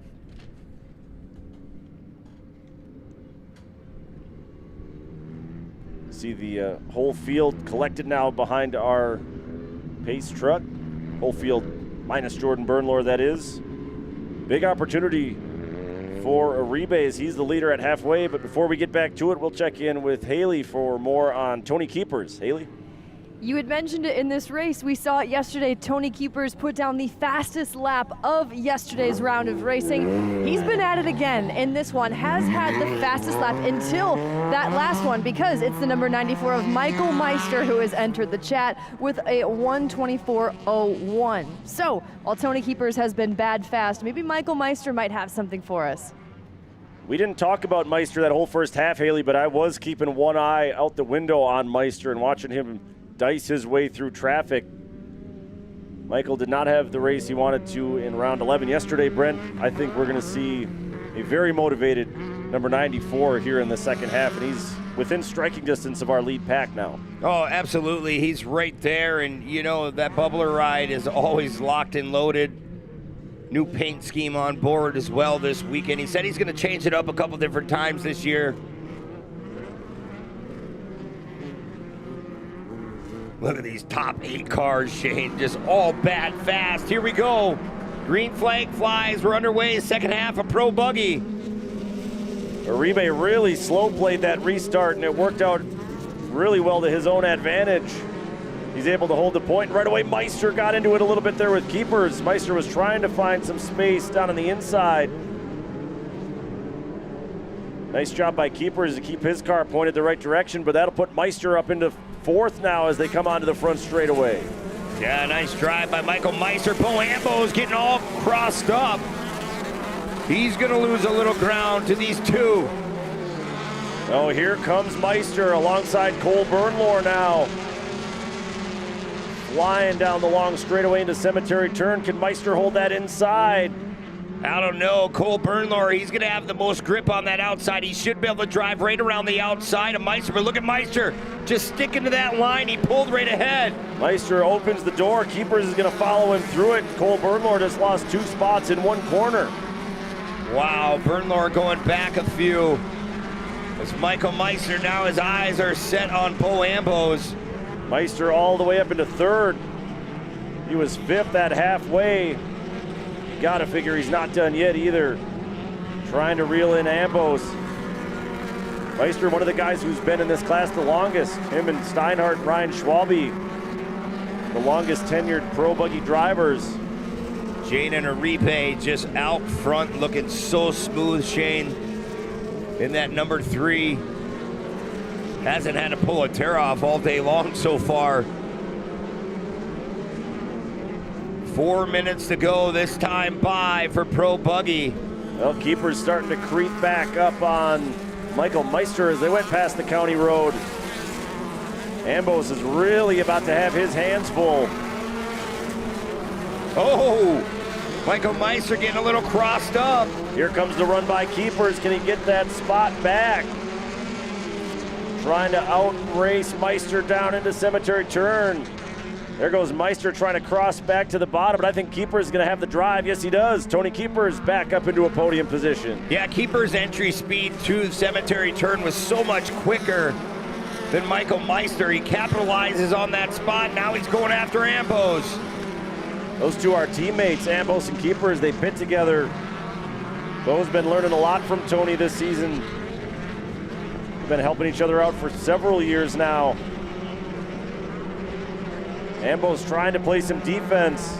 Look at Keepers right to the back bumper. Just so fun to watch these drivers work in traffic. They're so careful not to make contact with one another. Oh, they are. They know they have open wheel cars, Shane, so they gotta be pretty patient. They might give a little bump and run with the bumper. As Keepers right there now on Ambos. We'll see if that Milwaukee Tools car can make up some more ground. He might still have enough for our leader if he can get by Bo here shortly. 2.5 minutes left on the clock. Man, if Uribe can hold on and take his first win in Champ Off-Road, if anything, he's got to buy Bo Ambos a drink for helping him out a little bit. Ambos has been playing all kinds of defense, running in that second spot. Yeah, Bo just playing that protected line. You see Uribe go really, really wide. Here comes Michael Meister again in the mix.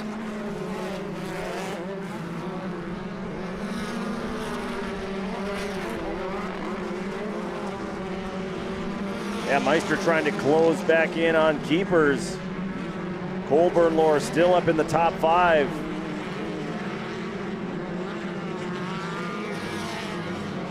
You just tell they're all so evenly matched. That's another element to what makes Pro Buggy just awesome to watch as a fan. Yeah, it's so entertaining. You know that you got the drivers behind the wheel, but these cars are set up so perfect. They're within hundreds of thousands on their lap times. As Bo's still doing his thing, sitting in second. Yeah, Keepers has been able to get to the rear bumper on Ambos several times now. Bo is just not opening the door whatsoever. Now Ambo's starting to reel in Uribe once again. Yeah, he found a nice little line coming by the county road. Here comes Keepers one more time in that Milwaukee Tools ride. 2 laps to go that time by. Top 4 starting to tighten up. Uribe better find an extra gear here. You're right, Bo Ambos is definitely gaining ground. One little bobble here, that's all it takes. Uribe and Ambos each looking for their first career Pro Buggy win. Meister now trying to get alongside Keepers. Meister, by the way, a 5-time champion in this class. 2, 3, and 4 nose to tail. Uribe just a couple car lengths in front. Look at him flying off that flyaway jump one more time as they go in that hard right-hander. Uribe still maintaining about 3-4 car lengths. Bo Ambos right there as well. Look at Bo trying to go to that bottom side. Early in the race, yeah, that'd be a preferred line, but it gets so slippery up there. Well, if anything, Ambos really didn't lose any ground. We'll try to put another run together as they come down the hill into turn 1. Here goes Keepers now searching the bottom side of turn 1. Ambos can look out his side window net and look Tony right in the eye. And again, Bo doesn't flinch. And again, 2, 3, and 4 closing in on Uribe a little bit more. 1 lap to go here in Pro Buggy. Yeah, this is it. It's go time for Bo Ambos. If you want to pick up your first career win, you have to find another gear. Well, Uribe's looking for his first career win here at Champ Off-Road as well. Our top 2 fighting for what they've dreamed of as little kids. Could be a banner day for the underdogs as the field goes through Cemetery Turn one last time. Meister still looking for a run on the bottom side past Keepers, and he's going to beat him to that spot. Keepers gets shuffled back. Meister now into 3rd. He'll go to work on Ambos. Jane and Uribe, he's on the final lap. There's Bo Ambos, Michael Meister, Keepers. As Uribe, look at, he went in too tight right there, trying to play that protected line. He didn't lose much. Yeah, Ambos is going to be able to put a run together.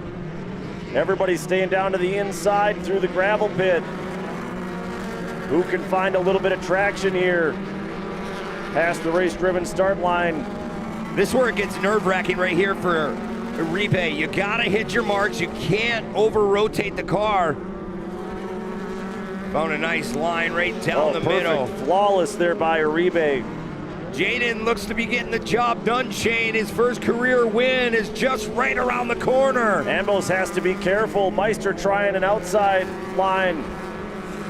Checkered flag is out. Jaden Uribe takes the win in round 12, and Ambos holds on for a second place finish. Who would have had that on their bingo card? The rookie Bo Ambos, the only driver to finish on the podium in both rounds here at Bark River. Unbelievable. What a race. Congratulations to Jaden Uribe picking up that first career victory in Pro Buggy. He's going to be fun to talk to.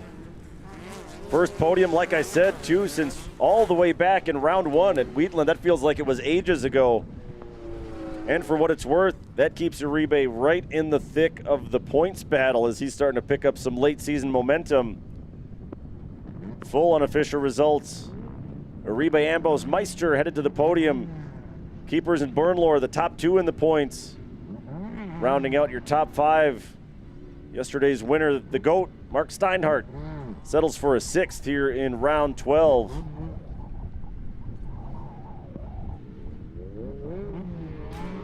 Man, Pro Buggy has been one to watch all season. Points battle tightening up. It's going to be fun the rest of the way through 2026. We'll take a break here from Bark River and talk to the top 3 in Pro Buggy round 12 in just a few moments. Don't go anywhere.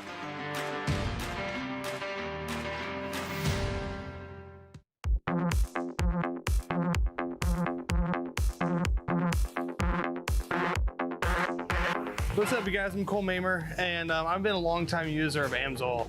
Before I was sponsored, I even bought the product. We believe in it so much. Some of the favorite things we use is like the brake cleaner, the glass cleaner. I've ran AMSOIL racing fluid for probably 10 years now. I've gone through a couple different engine builders, and they all suggest it. We've noticed longer lasting parts. We're trying to get everything to last a little bit longer, whether it's in the heat or the cold. Whenever we're rolling down the road, whether it's with our 18-wheeler or our Pro 4 race trucks, it takes a lot of durability to get everything moving. We're traveling 2,500 miles, and we rely on AMSOIL, not only in our 18-wheeler, it's behind me, but that Pro 4 race truck that takes an absolute beating all race weekend long, and we need to trust AMSOIL to keep it moving forward.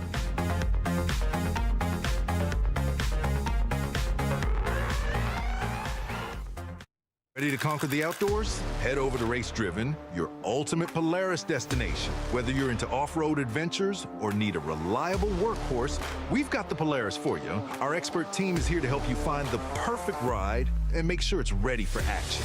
We at Race Driven are dedicated to providing the best customer service in the industry. With international shipping, we've got you covered for any part you may need. Visit Race Driven today. Customer driven, quality driven, Race Driven.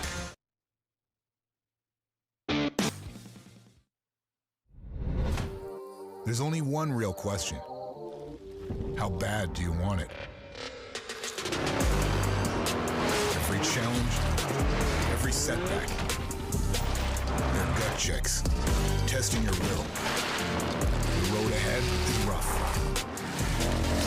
No excuses. Built to do it all. Unstoppable.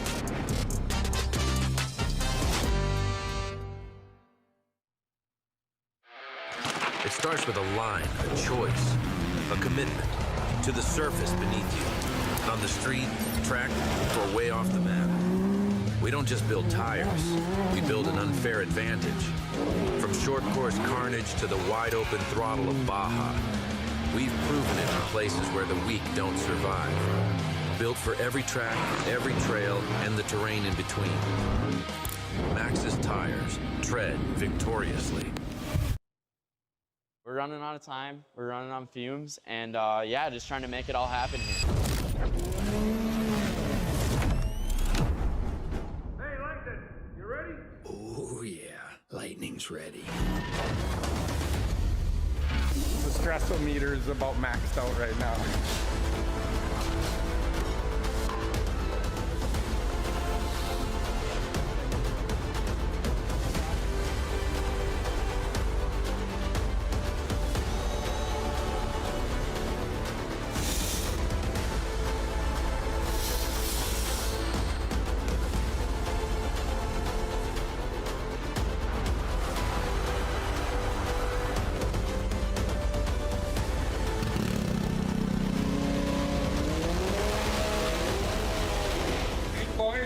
yourself a race car?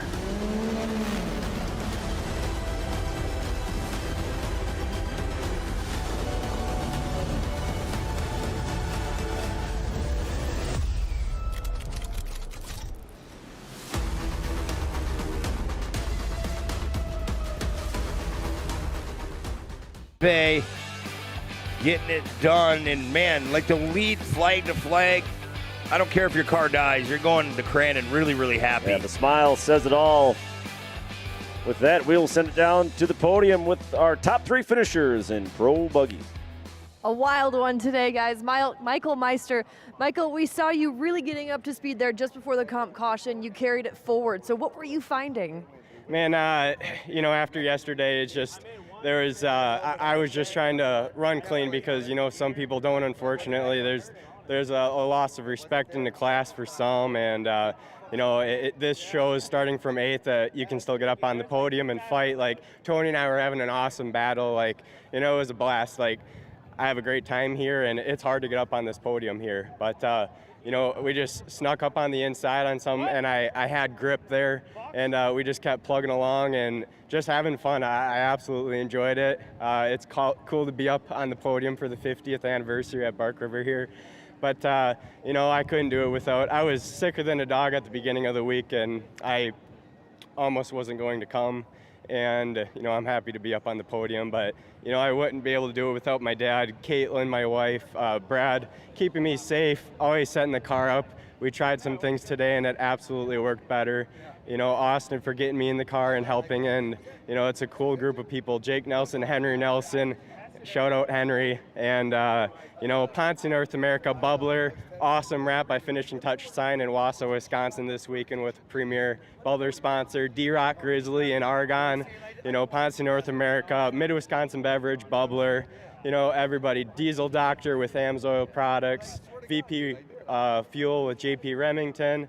There's so many people, in the corner, and we're just going to be plugging along. Flume Valley Land Management, so many businesses that correlate, like between my logging business and, just be able to promote really good growth. And, I'm looking forward to Crandon now. Great work today, hard charger, and glad you're feeling better as well, Michael Meister.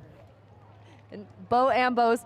Bo, only driver to finish on the podium both days this weekend. What's that say about your resilience in this class and how fun that was? I can get used to this shit, you know what I'm saying? It's amazing. I started on a pole. I worked my way back to second, and fortunately, that's as far as I worked my way back. I guess I had a line of guys behind me. Jaden ran a good race.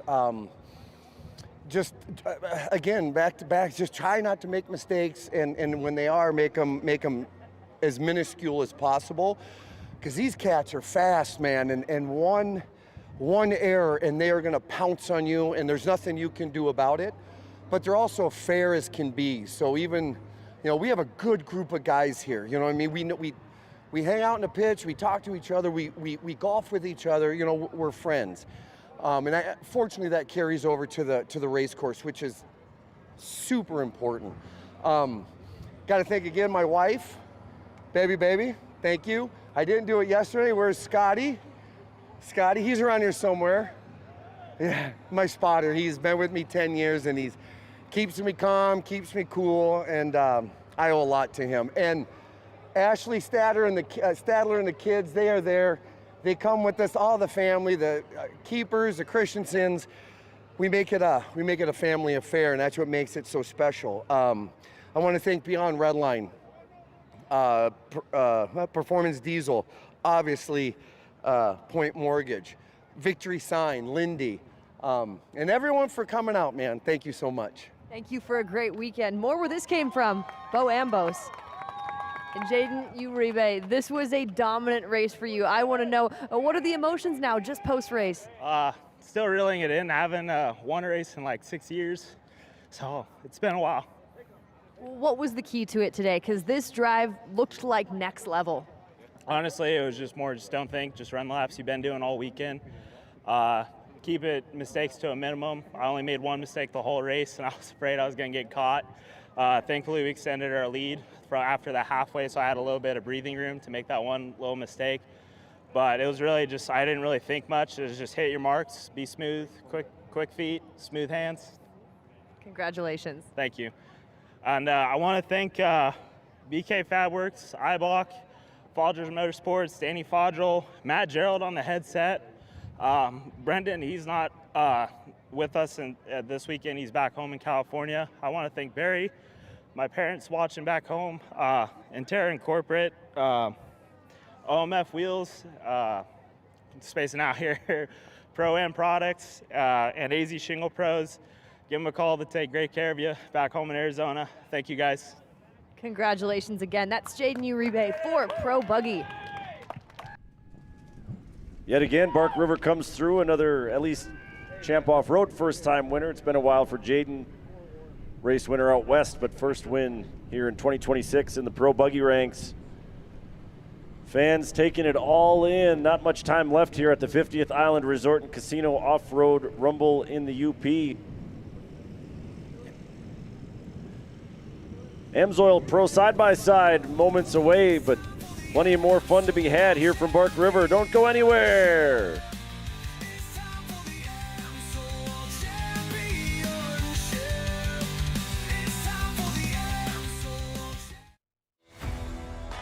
Every race is a test of performance. When the stakes are high, racers rely on proven products. If AMSOIL products are engineered for this kind of punishment, you can trust them in your garage. Shop by vehicle to find everything you need for your ride. Get the protection you demand and performance you deserve with fast, free shipping from AMSOIL.com.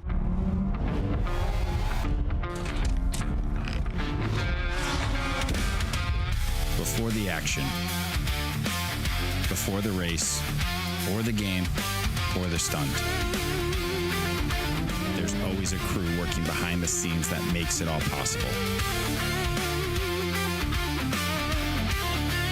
From the job site to the pit box, Brunt Workwear is proud to stand behind the crew.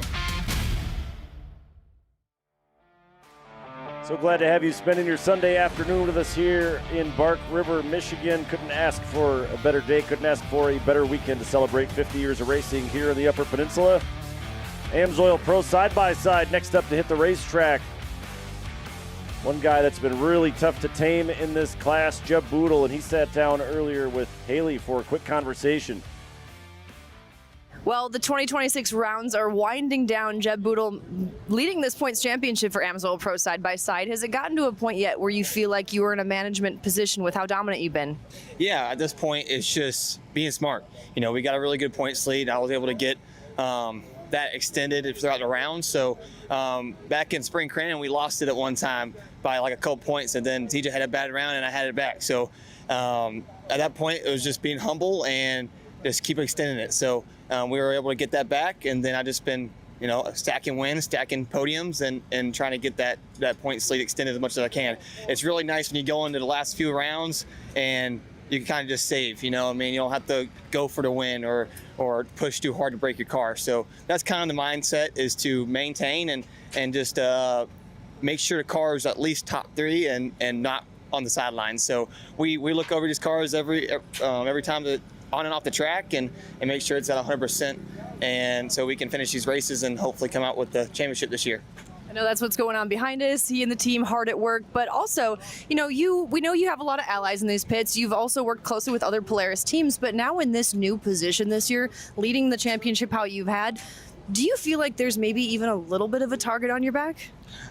Whenever somebody's so dominant, it can get that way, but CJ's second to me in points, and we've always had a really good friendship, and I know if it was the other way around, do the same thing back. So when you can build that respect and friendship and be able to separate that on and off the track as well at certain times, makes for fun racing. And lastly, before I let you get back to work, we come over here, you're hands-on with the cars. What are we working on? Is this just routine maintenance for today, or any big changes you're making? Yeah, little tweaks here and there, but mainly routine maintenance. Just washing them up, cleaning them up, looking them over, and making sure she's at 100% for today. And I believe they will be. This is Jeb Boodle for Pro Side-by-Side and Pro Stock Side-by-Side. Well, like I said, Boodle has been really tough to keep up with this weekend here at Bark River International Raceway. He's already 2 for 2 in Pro Stock side-by-side. Has an opportunity to do the same here in AMSOIL Pro side-by-side, but a whole bunch of bad, fast drivers trying to knock him off that number 1 spot. Here is your lineup. CJ Greaves will start alongside Jeb Boodle on the front row. Colton Krajcek and Nathan Wolf in the second row. Cash LaCroix and Brody Sands will start in row number 3. Row 4 will be Brandon Groh and Colin Truitt. Cross Kirchmeier driving a Polaris Pro R for the first time this weekend in Pro side-by-side starts 9th. Alongside him will be Leland Tice. Then it's Ariel Byarski, Eric Schwartz, Riley Cadenhead, and Luke Stubbs, all in the field for this one. It's always a great battle. Anytime you have CJ Greaves, Jeb Boodle on the front row, and like Jeb said in his interview, you know, when somebody's that dominant, it's really hard not to say they have a target on their back, but he's been so consistently fast. CJ knows it. He's just trying to work as best he can as that Yokohama top qualifier is that number 41, Jeb Boodle. Yeah, like I said earlier during Pro Stock, everything you can accomplish in a weekend, Jeb Boodle's done that so far this weekend. 2 for 2 in Pro Stock. Side-by-side, he was top qualifier on Friday, top qualifier in the race Saturday for Sunday's race in Pro Stock. Has qualified fastest in AMSOIL Pro side-by-side both times. If he can bring home a win, that's a perfect points weekend for Jeb Boodle in 2 classes. Yeah, he just cleans up everything when he shows up, and CJ's going to try to take that away today, but you better be on your A game when Jeb Boodle gets out there. Colton Krajcek starting 3rd.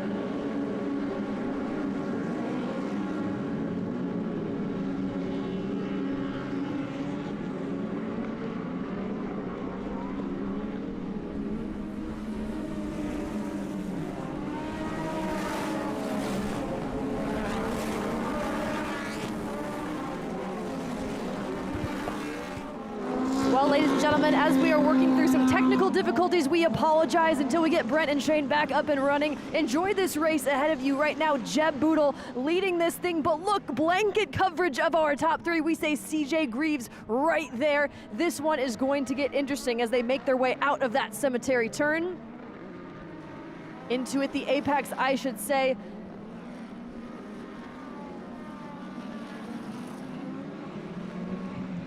Heading into the back section of the track. This remains close and really throughout. And we have contact with Brent and Shane back up in the booth with the race call, guys. Yeah, thank you very much, Haley. Yeah, we were pretty quiet for a little bit, a little technical difficulty, but we're back here in Pro side-by-side. Jeb Boodle out front. Yeah, blistering start by Boodle, CJ Greaves, and Nathan Wolf as they're back down in turn 1. Just about to the end of lap number 1 here. Still a long way to go in AMSOIL Pro side-by-side. 1 car in trouble. That's on the entrance down into turn 1. That is Brandon Groh, the number 51. Groh had a really good run in yesterday's race in the second half of that one. As we look back up front, Boodle picking right up where he left off in round 11. Trying to make it a clean sweep here at Bark River International Raceway. LaCroix and Krajcek also in the top 5 here in the early running. But man, what else can you say about Jeb Boodle, Brent? He is, every time he's touched the racetrack, he's been the class of the field in both classes that he's racing. Oh yeah, he is flat out flying, paw tying off about 200 feet off the hill. All these pro side-by-sides really leaping. There's Wolf now trying to reel in these top 2 as we speak. See the track really drying out here early. Kirchmeier trying to make a move there on Krajcek. It's like he had to fall back in line in that number 75. That's the battle for 5th and 6th on the racetrack. Colin Truitt right behind that pair of drivers. Yeah, Truitt getting a good drive off the bottom now. Kirchmeier still holding on to that position in that 75. Boodle still dominating. Greaves second, Wolf third, LaCroix fourth. There's Truitt going in the back section, trying to work on Kirchmeier. Yeah, Truitt really starting to dial up the pressure this weekend in AMSOIL Pro Side-by-Side is Kirchmeier's first time racing a Polaris Pro R. He's helping one of his friends develop that car. Decided to campaign it here at Bark River, but Truitt able to sneak by him. Yeah, nice strong move by Colin Truitt. Now they're climbing that big flyaway jump, the Yokohama Tires flyaway. Truitt out for redemption after a tough go of it in Pro Stock Side-by-Side, was leading that race. Had a mechanical issue that took him out of the running and sidelined him. We look back toward the front, CJ Greaves trying to hunt down his good friend, Jeb Boodle. Yeah, he's creeping in on the back bumper right now. CJ Greaves, he's one that always searches. No matter where you're going, he's looking for somewhere else. As that 33 is trying to gather it up to put some laps down. We'll see what the lap times are this next time by. Well, the last time around, Nathan Wolf was in third. I don't see Nathan on the racetrack. That'll move Cash LaCroix up into the top 3, and that's why I don't see Nathan Wolf. He is in the hot pit getting a fresh right rear tire on his Can-Am. Well, Shane, CJ Greaves, that last time by, just laid down the fastest lap of the race so far. So he is definitely moving forward towards Jeb Boodle. Look at this. CJ is on the charge here. Had to settle for a runner-up finish behind Boodle in round 11. Looking to change his fortunes. Man, those guys are flying really far off that Yokohama Tires jump. Yeah, they're definitely bonsaiing off it, Shane, like we like to say. Look at CJ Greaves, had to get on the binders. Yeah, I think he made a little contact there with Boodle. Yeah, no harm, no foul, Shane. We'll see how this goes. They're good friends off the track. Sometimes you can't be good friends on the track, Shane. Boodle just backing it in down there in turn 1. Lots of time left here in Pro Side-by-Side. It's Boodle, Greaves, LaCroix, Krajcek, Truitt, Kirchmeier. Sands with a strong run in 7th. And Boodle's starting to pull away a little bit from CJ as we get to the halfway point. I think CJ might have just been backing off a little bit. Yeah, I think you're right, Shane. He did. He was gaining ground coming over to Flyway, and then he just laid back a little bit more.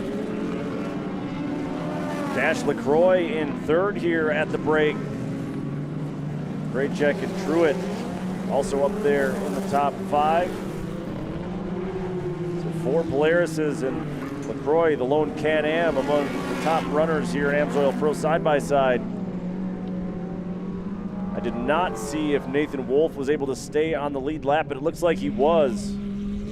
Wolf just now coming through turn 1.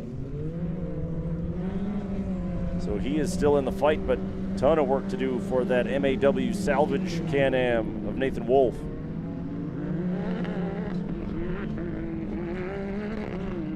Unfortunately for Nathan, he is going to have to stand on it all the way through this caution lap as well, just to catch up to the tail end of the field.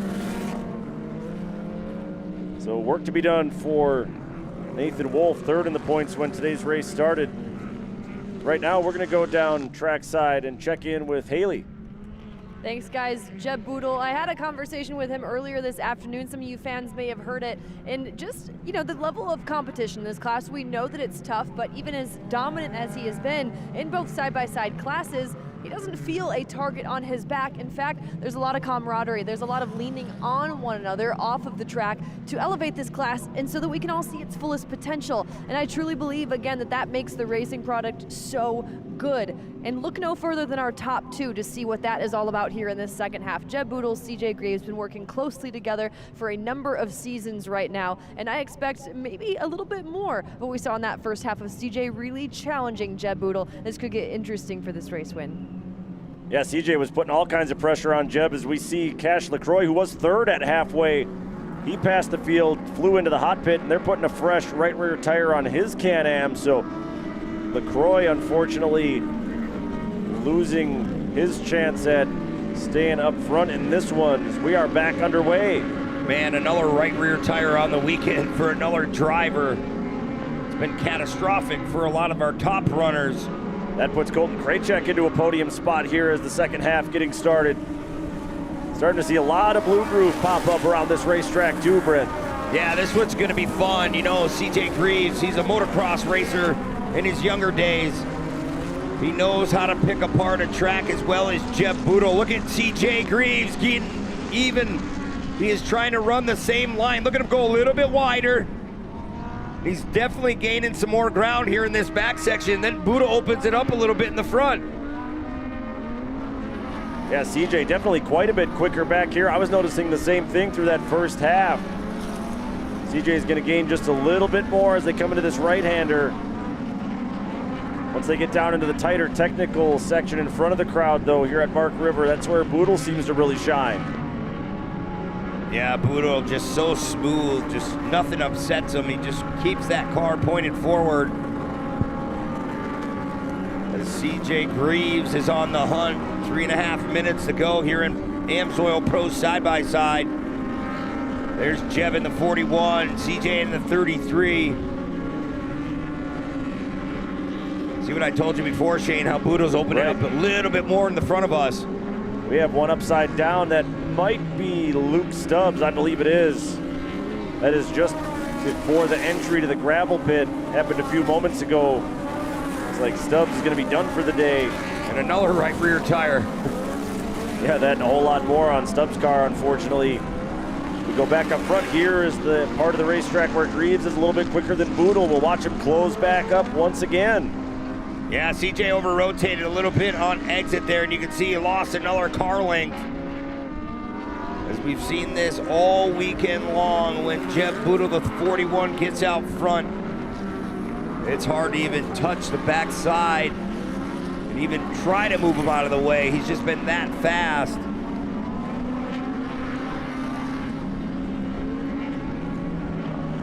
Yeah, this time as they come back to the top of the hill, CJ not quite as close as he was on the previous lap to Boodle. Krajcek's all by himself in third. Truitt holding his own in fourth. Kirchmeier still in the top 5 as well. Further back, some battling going on. That's Nathan Wolf trying to pick his way back through traffic. Wolf had to go in and get that tire changed right before halfway, and he has been a man on a mission here in the second half. Yeah, he's definitely putting a great drive together, just keeps moving forward. The track really drying out, Shane. Starting to get really, really dusty, and this is where you gotta drive really cautious. Yeah, a lot of dust, a lot of blue groove. Becoming more and more challenging for all these drivers. Wolf now trying to hunt down Kirchmeier as they head down the long straightaway into Cemetery Turn. Ross Kirchmeier still maintaining that spot in that 75. Going right through the dust. And Wolf closed in on Kirchmeier. A hurry coming out of Cemetery Turn. He's going to go alongside him up and over the big jump. Just like that, Nathan Wolf claims another spot. He's back into the top 5. Yeah, Wolf just taking that spot away from Ross Kirchmeier. His eyes are set on our leaders, but he's got a long, long way to go if he wants to catch Boodle, Greaves, and Krajcek. It'll be 2 laps to go when the leaders cross the finish line this next time. Kirchmeier trying to gain that ground back on Wolf. Look at how bad the blue groove is down there in turn 1. My goodness. Yeah, it's like an ice rink down there. You definitely have to play easy on your gas pedal. Same through there, Shane. Oh, and more trouble for Cash LaCroix. Number 27 parked off the racetrack and retired here in round number 12. Well, that was 2 laps ago that time by for our leaders. Brody Sands now trying to gain some ground on Kirchmeier.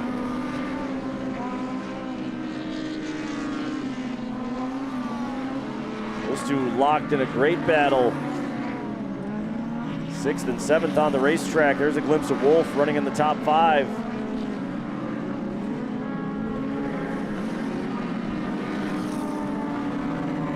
Birchmeyer just trying to hold on to that spot.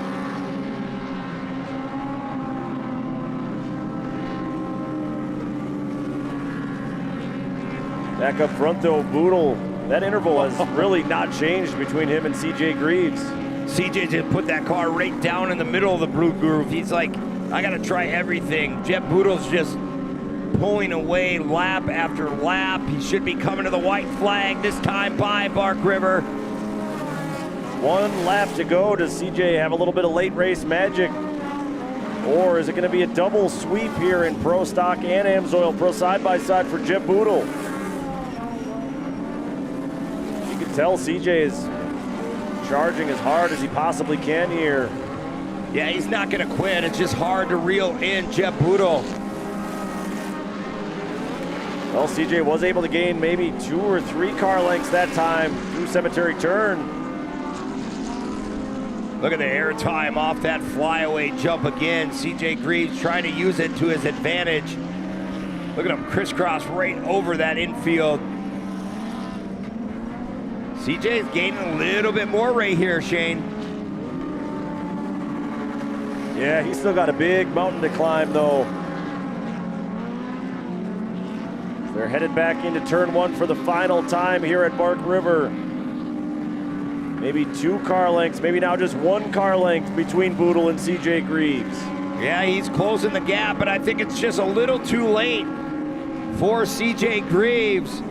Jet Boodle looking to sweep the entire weekend here at Bark River in both divisions. He's gonna get it done.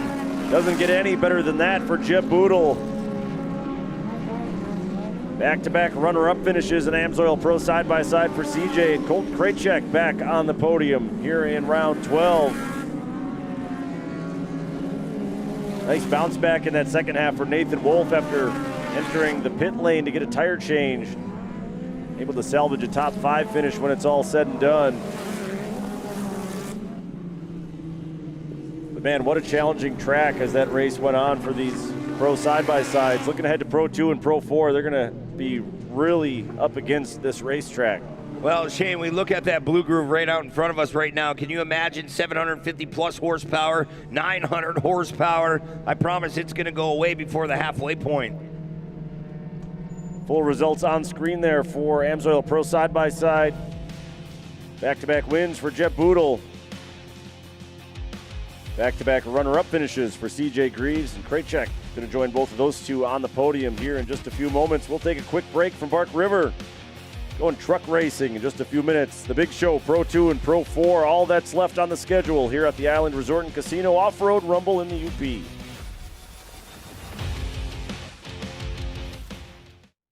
We don't just formulate UTV lubricants. We validate them under real-world stress and intense dyno testing. We push these machines in the field, log the data, then recreate and exceed those conditions in the lab. After rigorous testing, we tear them down and inspect every critical component. From the trail, to the rocks, to the job site, AMSOIL UTV products are tested, proven, and ready to protect.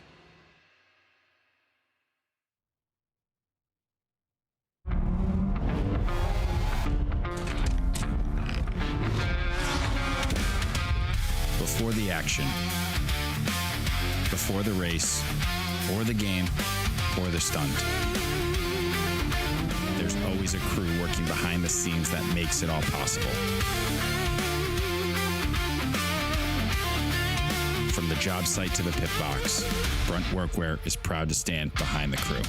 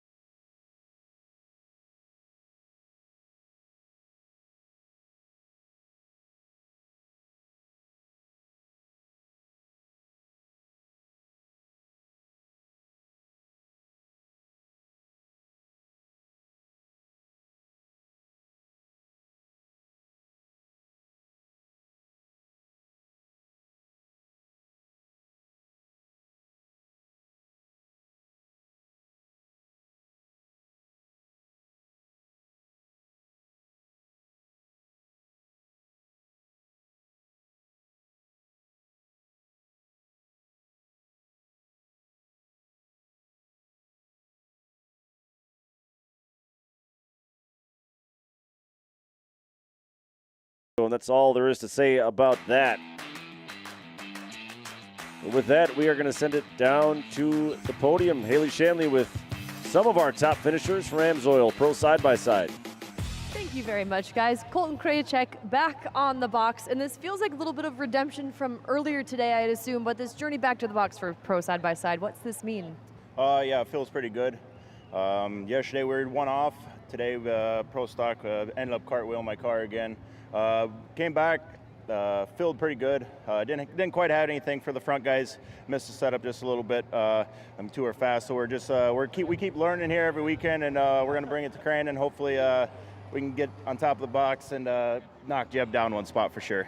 Keep up the great work. Thank you. I'd like to give up to all my sponsors: Bikeman Performance, Polaris Razor, Vermeer, Iowa.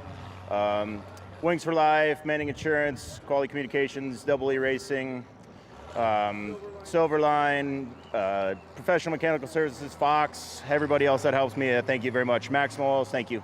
That's Colton Krajicek, P3. And CJ Greaves is hustling to get to his Pro 4. So we're going to hear from our race winner, Jeb Boodle. 4 wins, 4 out of 4. That's no easy feat. Congratulations. No, it's not easy when you're holding off one of the best in our sport. Man, he had me pushing every lap to the limit. I definitely tested what that car can do, and it's impressive. So I'm just so happy. We've been wanting a weekend like this for a while. We can never break the 3 podium streak ever in a weekend, so we always have like one race to go bad. So to be able to do 4 wins at my favorite track, these people put on a great track. They do awesome maintenance, Bark River, and to be able to do it for the 50th is awesome as well. So just super pumped. It takes an army to get up here. Just want to thank everybody. My parents, my mom, my dad, all the family and friends back at home, Polaris Razor, Maxxis Tires, Impact Racing Gear, Fug 21 Fuel Additives, Durhamtown Off-Road Park, Yeoman Innovations, Freedom Race Lifts, Fox Shocks, Sidebox Springs, Team DFS, Vision Wheel, Willwood Brakes, and just, yeah, everybody, thank you so much. Perfection this weekend for Jeb Boodle, CJ Greaves, and Colton Krajicek, AMSOIL Pro Side-by-Side. Trucks up next. Thank you, Haley. Jeb Boodle, as if he needed to win one more thing, he is also the brunt fast lap for all the UTVs. 118.315 just set in that AMSOIL Pro Side-by-Side race by Jeb Boodle. So make no bones about it, Jeb Boodle better than everybody in the Pro Side-by-Side ranks here at Bark River for rounds 11 and 12. Real quick, fans, if you bought the Bark River 50-50 tickets, they've drawn the winner. It's an orange ticket. That winning number, 337250.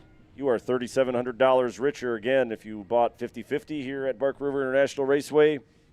Orange ticket, 337250. You are the winner of $3,700 from Bark River International Raceway. And with that, we'll take a quick break. Pro 2 next up on the racetrack. Right after this, don't go anywhere.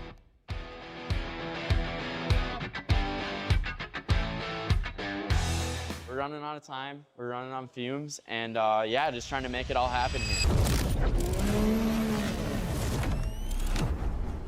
Hey, Langdon, you ready? Oh, yeah. Lightning's ready. The stressometer is about maxed out right now.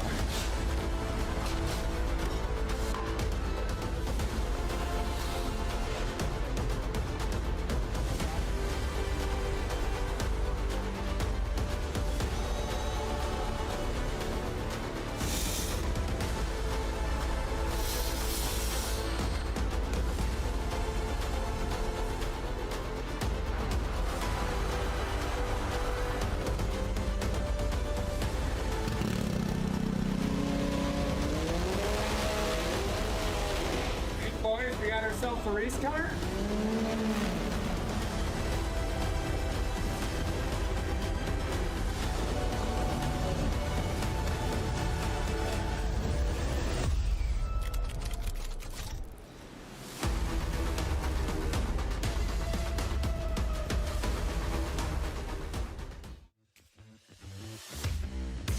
Beautiful day here in Michigan's Upper Peninsula. Beautiful crowd here at Bark River International Raceway. They are patiently waiting as Pro 2s will be next up on the racetrack. But before that, we're going to go down to the podium. Our team historian, Nolan Castellian, is down there. Nolan, what did you uncover in the archives this time for us? Well, Shane, I was mulling a few different options, being the Bark River 50th, but after yesterday's Pro 4 race, it became apparent to me what I needed to talk about. We'll rewind back to Bark River in 2001, a Pro 4 race. We think about the state of Pro 4 back in 2001, future off-road Hall of Famers, legends like Scott Douglas, Kurt LeDuc, and of course, domination in those days in Pro 4 by Rob McCachran. But there was also a Pro 4 rookie fresh off of one season in Pro 2 and a handful of Pro Light championships. Johnny Greaves showed up to Bark River that season with a new truck built by himself and his brother Kurt, and Johnny beat the Hall of Famer Rob McCachran straight up to get his first career Pro 4 win. We fast forward 25 years later to yesterday, and Johnny picked up Pro 4 win number 106, with over 20 of them coming right here at Bark River alone. And I'll tell you what, guys, after what we saw out of Johnny yesterday, I'm not so sure we might not see number 107 today. Yeah, I agree with you, Nolan. And man, oh man, you always have such great information. You're such a young gun in this sport. Shane and I feel like we've been around a long, long time, but you're so smart, and it's so fun to work with you. And man, oh man, Johnny Greaves, good luck to him this afternoon in Pro 4. As we're getting ready for the Pro 2s just right around the corner, we're going to step aside. We'll be back with 750 plus horsepower. Right after this, you're watching AMSOIL Championship Off-Road, presented by Brunt. Purpose-built, adventure-ready, freedom to go further.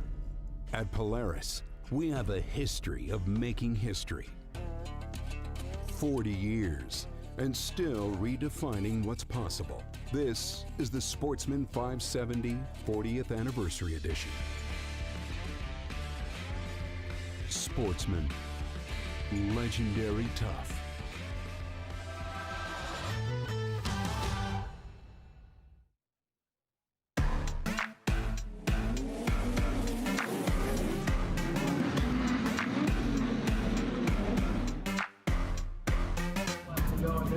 Oh, hi. Sorry. Pardon me. Just trying to win a pair of boots. Maybe not this boot. It's not quite my size. But you know what boots are your size? Are the boots that you could win. Because every day of AMSOIL Championship Off-Road presented by Brunt, we're giving away a pair of Brunt boots. Here's how you do it. You're at the event. You stop over by the giant Brunt workwear boot. You take a selfie. You slap it on Instagram using the hashtag BruntOffroad. That enters you for a chance to win a pair of Brunt boots each weekend. And if you don't win, don't worry about it, because in fact you can use this promo code on your screen for $10 off your first purchase of $60 or more at bruntworkwear.com.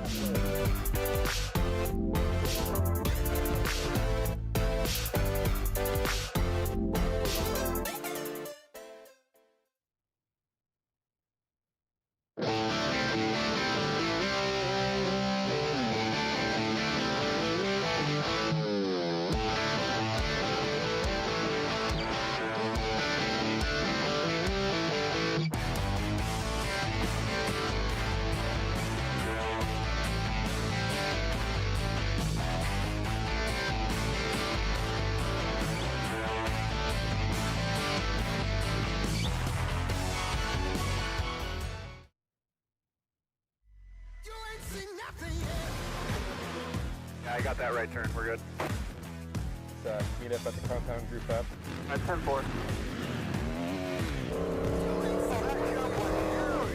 Yeah, for sure, dog. Good, little driver, straight on through.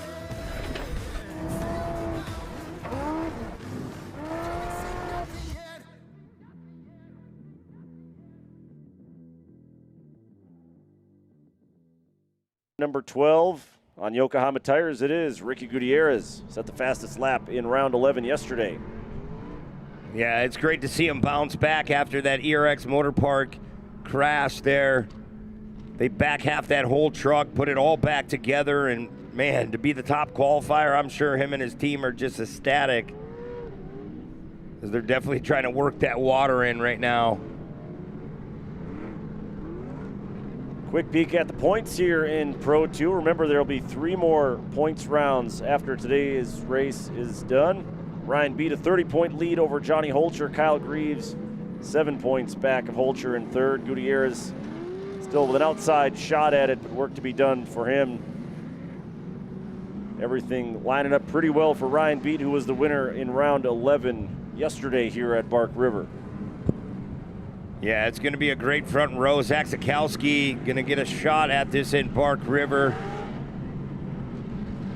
It's where you want to be, is up on the front row if you can. Jacob Rosales, we can't say enough about him. He's definitely been putting his feet in the right direction. I liked what I saw yesterday from Sikowski, too. Really showed some great pace. Aaron Holiday, too. Limited seat time in that new truck for Holiday, but showed some good pace throughout the middle part of yesterday's race before a mechanical issue took him out. Well, Shane, here we go. Sit back, listen to the horsepower.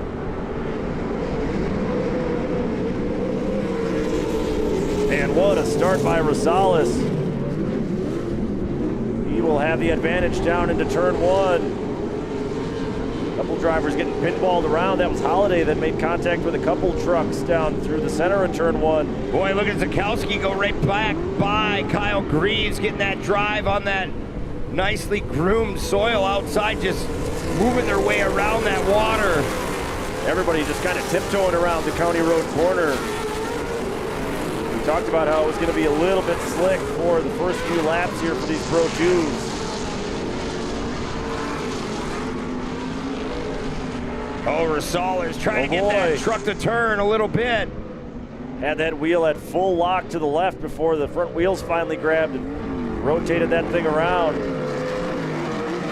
Boy, Rosales getting hard on the binders, trying to get a good apex coming up this flyaway jump.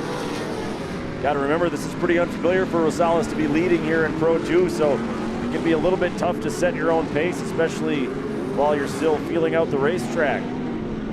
Yeah, I always said it really is a challenge to just do that pace. You know, he came from the Pro Light division. Now he's in Pro 2, and he's like, I really didn't like the Pro Lights. He's like, they're so tippy, you couldn't trust them. But these Pro 2s, you have so much wheelbase where you can trust and throw the truck in. Yeah, he's looking pretty comfortable out front. Greaves trying to find his way back up to the rear bumper of Sikowski. A little bit of follow the leader going on here, as I think a lot of these drivers are just kind of waiting for the track to come in a little bit. There's Keegan Kincaid trying to work on Kyle Cooper. Not the weekend that Keegan wanted to have. Good opportunity for Kyle Cooper to mix it up with the defending champ for a little bit, though. Well, Rosales leading, though, a big push in Cemetery Turn. For more on Rosales, we'll check in with Haley really quick. Yeah, really quick on Rosales as he plays defense here. The expectation was never to maybe not even podium for the first 3 years, but now 9 podiums in 2 seasons and counting for Jacob Rosales. They are well on their way to continued success. Well, I said a few weekends ago that I think Rosales has it in him to win a Pro 2 race this year. This is the best opportunity he's had so far. Holter's starting to close in a little bit on Sikowski. Sikowski goes past the cushion. There goes Johnny Holter sliding into second place. Yeah, that's what happened. Sikowski got out of that race line. He's going to fight Johnny back down on that inside. He got on the binders, so he didn't make any contact. As Holter's on the move now, looking at Rosales. Yeah, I think Rosales just made another little mistake there in turn 1. Jacob, I think, just needs to settle down a little bit. Let instinct take over. Yeah, he really does. Just take a deep breath. He knows he has the speed, but here comes Johnny Holter in that Yokohama Tires ride. Trying to square this off, going towards Cemetery Turn. Speed's close to 100+ miles an hour coming down this straightaway. Such a big, fast area on this racetrack. One of the fastest on the circuit. Yeah, that was a much cleaner line that time by Rosales. It was actually Holter who went a little bit wide. Holter staying tucked right behind Rosales, though, as they go up and over the Yokohama Tires jump.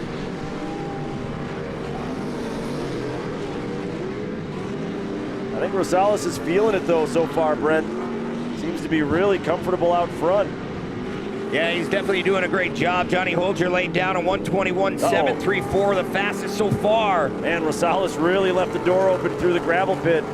Holter was able to get to his door, but couldn't get any further. He had to settle back in. Another face full of roost there for Holter as they go into turn 1. Yeah, Johnny's squaring Rosales up, going to try to cut back down. Rosales is like, not right now, Johnny.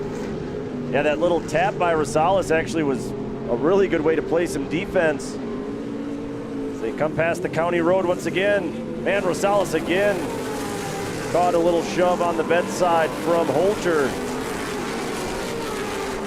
Boy, Rosales is just that fast right now, though, Shane. If he can make it to the back section every time, seems like he has that gearing just set up perfectly as Holcher hits that berm a little too hard, gets that front end to move around. Yeah, Rosales is really starting to settle in and clean things up. You can tell Jacob's being really conservative, though. Holcher is able to close back in on him just like that. Oh, yeah, Holzer going to the outside. Bonds eyeing off that Yokohama Tires flyaway.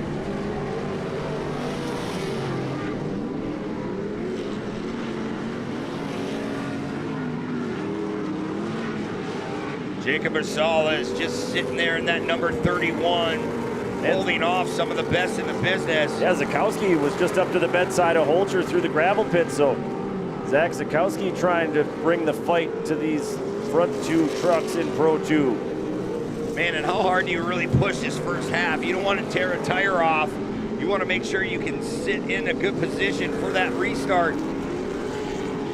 That berm is just starting to get so wide. There's Ricky G on the right side of your screen, trying to work his way up to Kyle Greaves. Rosales still in the lead. Holcher again right to the back bumper of Rosales as they go past the crowd. And Zakowski is right there, too. He's got front row seats to this battle between Rosales and Holcher.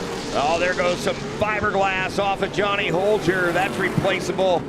Yeah, you just don't want that to fold over and block your line of sight if you're Holcher. Holcher goes a little bit wide. So a mistake by Holcher that time. That gives Rosales a little breathing room.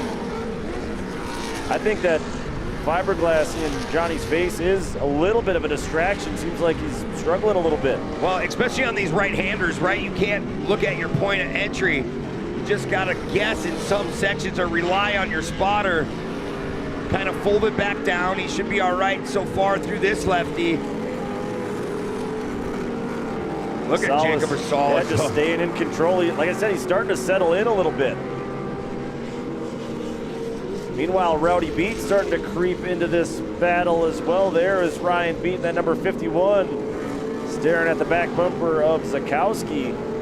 Well, Shane, they're going to get a little break here in a few turns. Jacob Rosales is going to try to lead them back to the halfway. He'll run that nice preferred line and click off the first half in the lead. Great drive so far. Yeah, nice work by Rosales. Kept it clean. There was a couple mistakes through those opening laps, Brent, but for the most part, started to settle in.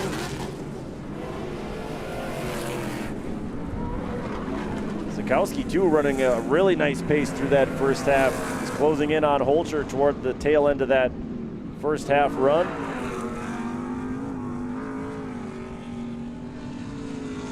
Well, our field is going to collect themselves. Let's check in trackside with Haley for more on Ryan Beat, currently in fourth. Yes, one must keep their eye on Ryan Beat. He told an interesting story yesterday at the podium, and he said that in practice and qualifying, he was a little stressed. He was not so satisfied with their setup. They took some swings at it on Friday, and I experienced a little bit of that when I stopped over at that time. The team was hard at work. There was a little bit of just a mildly tense energy under there, but we heard from Ryan yesterday. After that win, it paid off in a big way. They did exactly as they needed to do, and I wouldn't be surprised if everything is going smoothly for the number 51 right now, because remember, he is trying to manage this championship chase, or this hopeful championship chase. So if you don't see anything particularly flashy from Ryan Beat in this race or any of these races to come, I don't necessarily see that as a bad thing. So we'll see what Ryan Beat has in store, but it's been all good things for him this weekend in the points rounds. Yeah, absolutely. It's always a good points weekend. Ryan Beat has a great crew, a great team. That Bill Stein Shock Chevrolet always locked and loaded. He was so strong to start this season. He wants to do big things here at Bark River, but this class just keeps getting better and better. Look at Zakowski running the top three, Rosales leading it. That was Kyle Cooper going into the hot pit. Flat left rear tire for the number 73. Green flag is out. Pro 2 Part 2 underway here at Bark River. See if Rosales can hold on for his first career win in off-road racing. Oh, Ricky G goes around. Yes, so did does Ryan Pete. Beat. Big trouble for both of those two. Oh, and another truck. That was Ricky G that just went through that gully. Lucky he didn't get stuck down there. Man, go back up front. Look at Zach Sikowski, though, just running that pace with these top two. Such a good drive. Johnny Holcher trying to run a different line to stay out of that roost. And Rosales, look at Holcher go to the outside. Can he make this pass stick? This is where it gets tricky, Whoa. Shane. Leaning on one another. You saw their tires touch just a little bit. Rosales trying to stay in it, but Johnny Holcher is going to take over the lead as they exit Cemetery Turn. That was a nice committed move by Johnny Holcher, climbing the big Yokohama Tires flyaway. He will take over your Pro 2 race lead. Man, you carry that much speed to the outside of Cemetery Turn, you got to really trust that your truck is going to stick. So it's back to the drawing board for Rosales.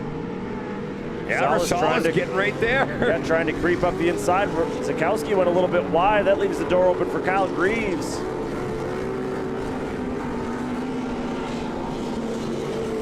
Back down into turn one.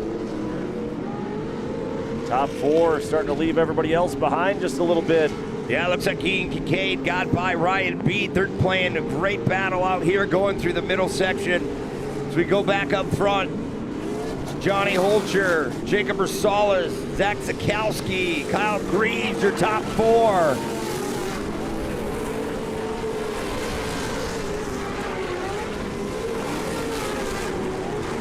And I'm just watching the track surface right now, Brent. It is really, really rough, basically everywhere on the racetrack. Yeah, you watch Johnny Holcher, he's just going and avoiding all those big holes. He's just staying to that outside, letting that truck just fade out to where it wants to go. That truck looks like it's just been through a war here at Bark River.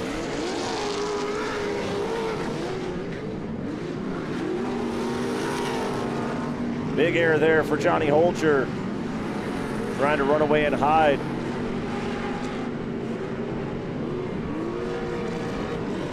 That is Kyle Cooper about to go a lap down. He'll try to stay on the lead lap and out front of Johnny Holcher here. Could be a little bit of an interesting wrinkle in this Pro 2 race, but man, since Holcher got out front of Rosales, he's left him behind. Yeah, he's showing he's the fastest one on the track. He laid down a 1:21.734, so he's the fastest Pro 2 right now as Rowdy Ryan Beat trying to work on Keegan Kincaid. Yeah, these two have been all over one another since the restart. There's Kyle Cooper pulling off to the side. Nice job by Kyle to let the leaders play through. Kincaid still holding on to the 5th spot in front of Ryan Beat. Boy, King Kincaid, man, the ups and downs he's had this year. Unbelievable. Wearing that red plate number 1. Oh, it looks like Sikowski maybe having some issues. He's really slowing off the pace, Shane. Oh, he's gonna man. pull off, tough break. Heartbreak for Zach Sikowski. Showed so much speed in round 11. In a podium spot here in round 12. You'll get to watch the rest of this one from the sidelines. There is Keegan Kincaid. Kincaid now up into 4th. So he'll try to hunt down Kyle Greaves, who now has the final podium spot. Yeah, they're all pretty stretched out here late in this race. A minute to go, this time by. There's Keegan Kincaid and Ryan Beat coming off that flyaway jump. Haley Shanley, you have more on Keegan Kincaid. What do you have for us? Yeah, it was just a few corners to go. It was a rocker arm that took Keegan out of qualifying. It was a rocker arm that took him out yesterday. So today has been the turnaround Keegan has needed. Wow, man, just engine problems all season long so far for Keegan. Glad that he got back out here, as they have one heck of a battle going on. Yeah, they have been tooth and nail there, battling it out, him and Ryan Beat. There's not much left of this racetrack either, as we're just inside 2 laps to go. tell Keegan's really pushing the pace, trying to hold on to that spot. Here comes Beat back to the inside in the cemetery turn. It looks so good on entry, like you're gaining ground, and then when you go on exit, it's like that bottom line has no grip. Keegan pulled away just a little bit more. Now both of those two closing in on Cooper, who is a lap down. We saw Cooper move over and get out of the way earlier, and that's exactly what he's going to do here. We'll get some good seats to the battle between Kincaid and Rowdy Beat. Yeah, it's all about finding that grip, that tire placement. You got to put that right rear right on that cushion, especially when it goes right away. You always got to be searching, Shane, no matter what. You can't drive these Pro 2s right across the blue groove. You'll end up spinning them right out. Here goes Beat trying to dive bomb into turn 1. Trying to move Keegan off his spot. He got Keegan to jump over the cushion a little bit. Oh, Keegan, look at that. He shoves him out of the way and runs right over his hood. Well, that's a statement there between those two. Getting a little bit physical. White flag is out for our leaders. Holcher, Rosales, Kyle Greaves, 1, 2, and 3. Beat now up into the top 4. Now we go back up front with Johnny Holcher. That Yokohama Tires HBI ride. And Holcher's truck just keeps losing fiberglass. Doesn't look like a truck that's leading the race. That looks like someone that's been battling it out outside the top 5. It ain't a Johnny Holcher truck without the fiberglass off of it. He uses the truck up as much as he can. He finds himself out front here late doing what he needs to do. Reeves starting to reel in Rosales just a little bit. A couple of former pro light drivers going at it, battling for second and third.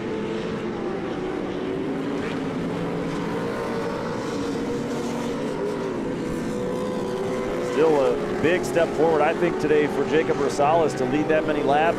Oh, absolutely. It's the confidence building that he's doing right now. Wait till Cranon. You remember last year in the fall, he picked up 2 runner-up spots as well. As the checkered flag going to come out for the Yokohama Tires back driver of Johnny Holcher. Getting it done in the 44. Big win here in round 12. Rosales definitely going to be happy with a second. Kyle Greaves able to cross the line in third. Rowdy Beat able to stay out front of Keegan Kincaid in that battle for 4 and 5. Every truck looks like it's pretty well battle tested and worn out.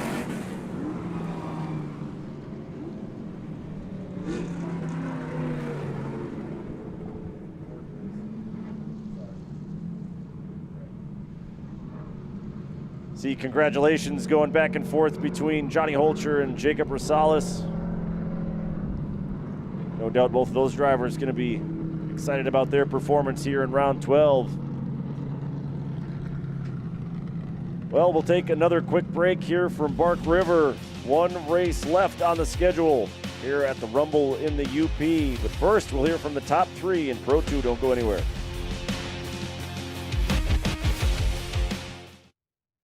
We don't just formulate UTV lubricants. We validate them under real-world stress and intense dyno testing. We push these machines in the field, log the data, then recreate and exceed those conditions in the lab. After rigorous testing, we tear them down and inspect every critical component. From the trail, to the rocks, to the job site, AMSOIL UTV products are tested, proven, and ready to protect. Now's the time to plan your total experience getaway to the Island Resort and Casino. With over 450 hotel rooms and a luxurious spa, relax before diving into non-stop casino action. Watch your favorite teams on the big screens and enjoy great food and drinks at T. McSee's Sports Bar, or savor top-tier dining at Horizon Steakhouse. Then amp up your night with live music and comedy. Head to where big wins and big fun come together. The Island Resort and Casino.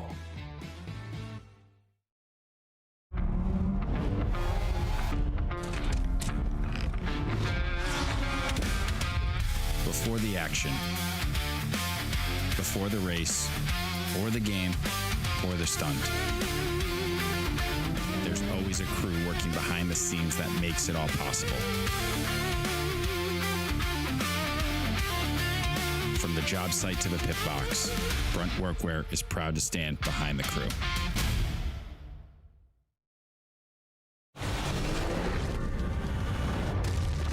This isn't about timing or tradition. It's about crafting the right tool to erase the middle ground and draft the blueprint for what's next. Overkill, they say? Or is it? ZF Moto. Experience more. You're in round 12. Thank you, guys. Kyle Greaves pushing through, breaking through for this podium. How good does it feel to leave Bark River onto Crandon with this one? Yeah, we just kind of struggled all weekend, hats off to Johnny Holter and his team.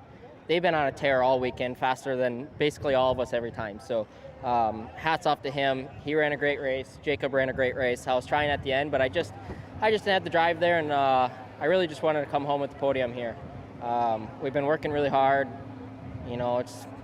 Unfortunately, it's nothing but carnage out there after halfway, and quite honestly, I'm pretty over it. So I wish that, they would kind of do something about it, because we might be on our last season of racing here if things keep going the way they go. So, but thank you to all my sponsors.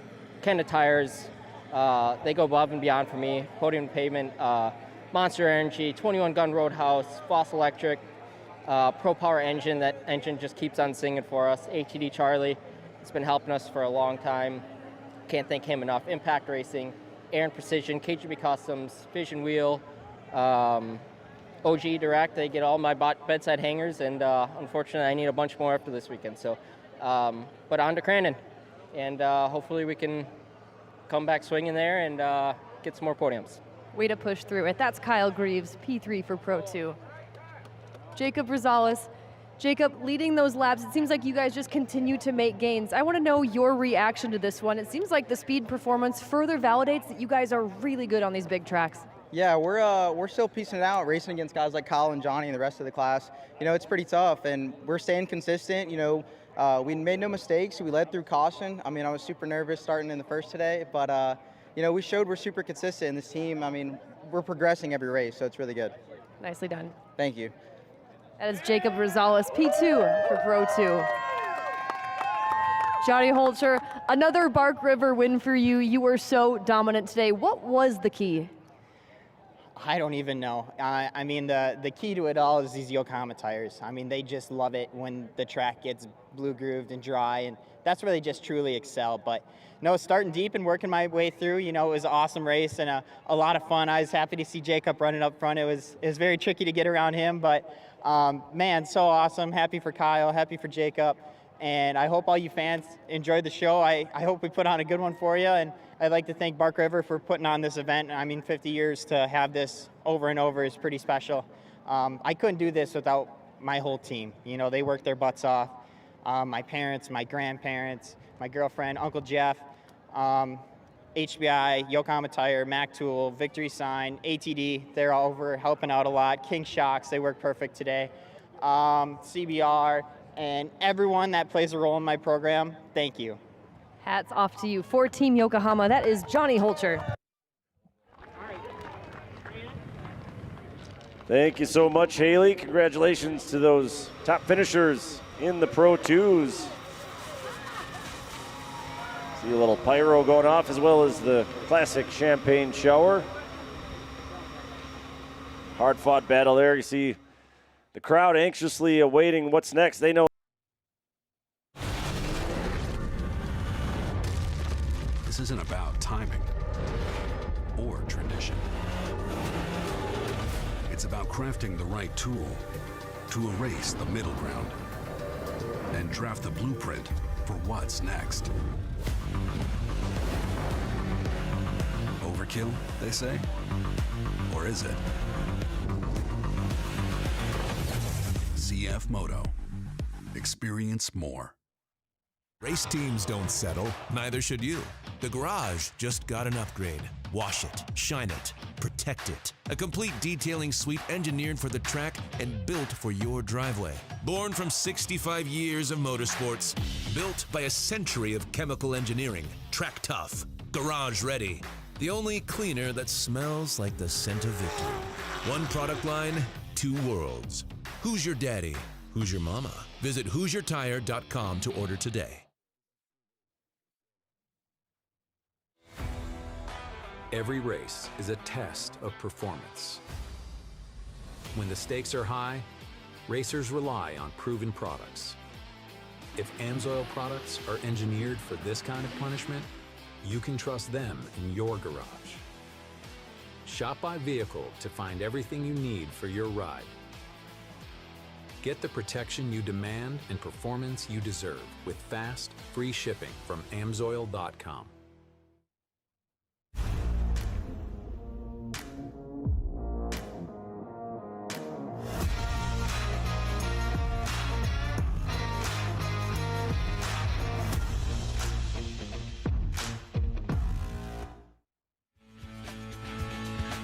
We are AMSOIL Championship Off-Road presented by Brunt. We are in Bark River for the Island Resort and Casino Off-Road Rumble in the UP, and we specifically are Shane and Brent up here in the booth. Brent, Pro 4 is up next. We saw a wild one yesterday. The Wily Vet, the 7-time champ, Johnny Greaves, came out on top of that one. What do you expect for Pro 4 here in round 12 at Bark River today? Well, I expect some heavy battles. I mean, Mickey Thomas, Jimmy Henderson, I'm looking for them to shine today. I know it was Johnny Greaves' day yesterday, but today I'm looking for them to lay down some fast laps because you got to remember, Jimmy Henderson, he laid down the fastest lap and set the track record coming into the weekend. So you're saying watch out for the relative younger guys in the field. Yeah, absolutely. You can't count Johnny Johnny out. For the people our age. Absolutely. I know it meant a lot to Johnny to win here at Bark River for the 50th weekend. I think he's got the fire lit under him, and he's, like I said, maybe feeling a little bit more like the old Johnny. He even said so on the podium when it was all said and done in round 11. Yeah, he's like, I don't know where that came from, but he did what he needed to do, and I expect some big things out of him as well today.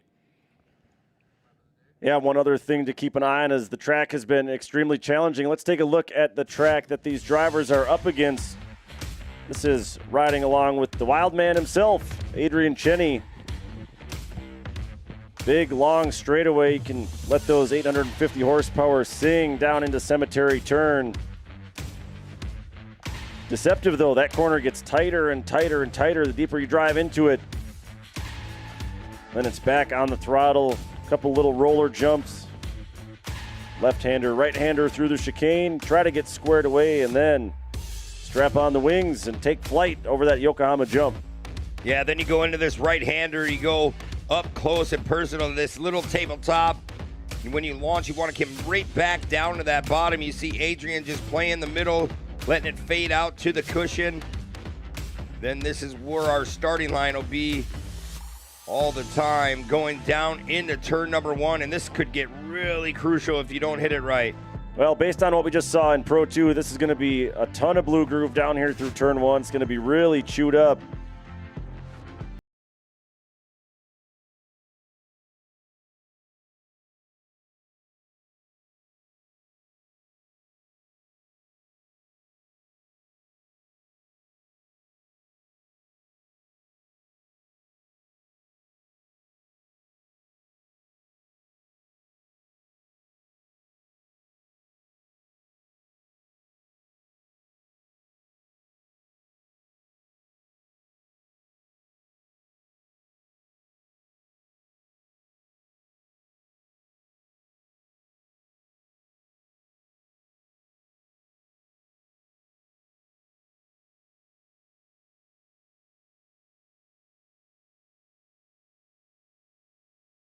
Of off-road racing.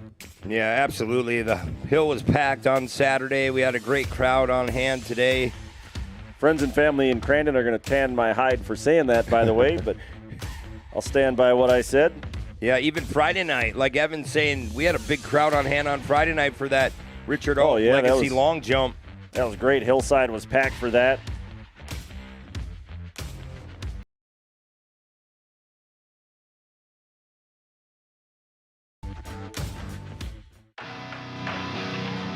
The crown jewel of off-road racing, the fastest and fiercest of AMSOIL Championship off-road. Pro 4 trucks are fully custom four-wheel drive war machines, 900 horsepower, capable of conquering any line, launching bigger, landing harder, and accelerating like nothing else on dirt. Where horsepower meets precision at triple-digit speeds. When the flagman gives the orders, everything will be left on the line. This is what these drivers live for. And this is what you couldn't wait to see. Pro 4.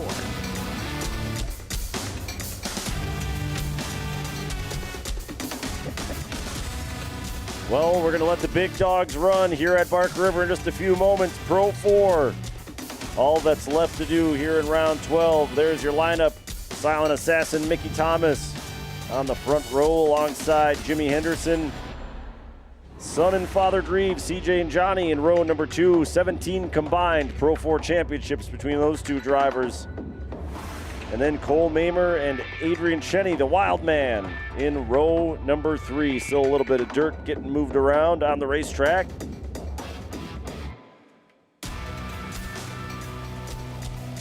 There's a quick look at the Pro 4 points. CJ Greaves, a very tenuous 7-point lead over Jimmy Henderson. Mickey Thomas, 19 back. CJ still very much in the fight. Pretty much down to those three. But all three have several wins throughout this season. 3 wins for CJ, 3 for Jimmy Henderson, 3 for Mickey Thomas. That's how close it's been.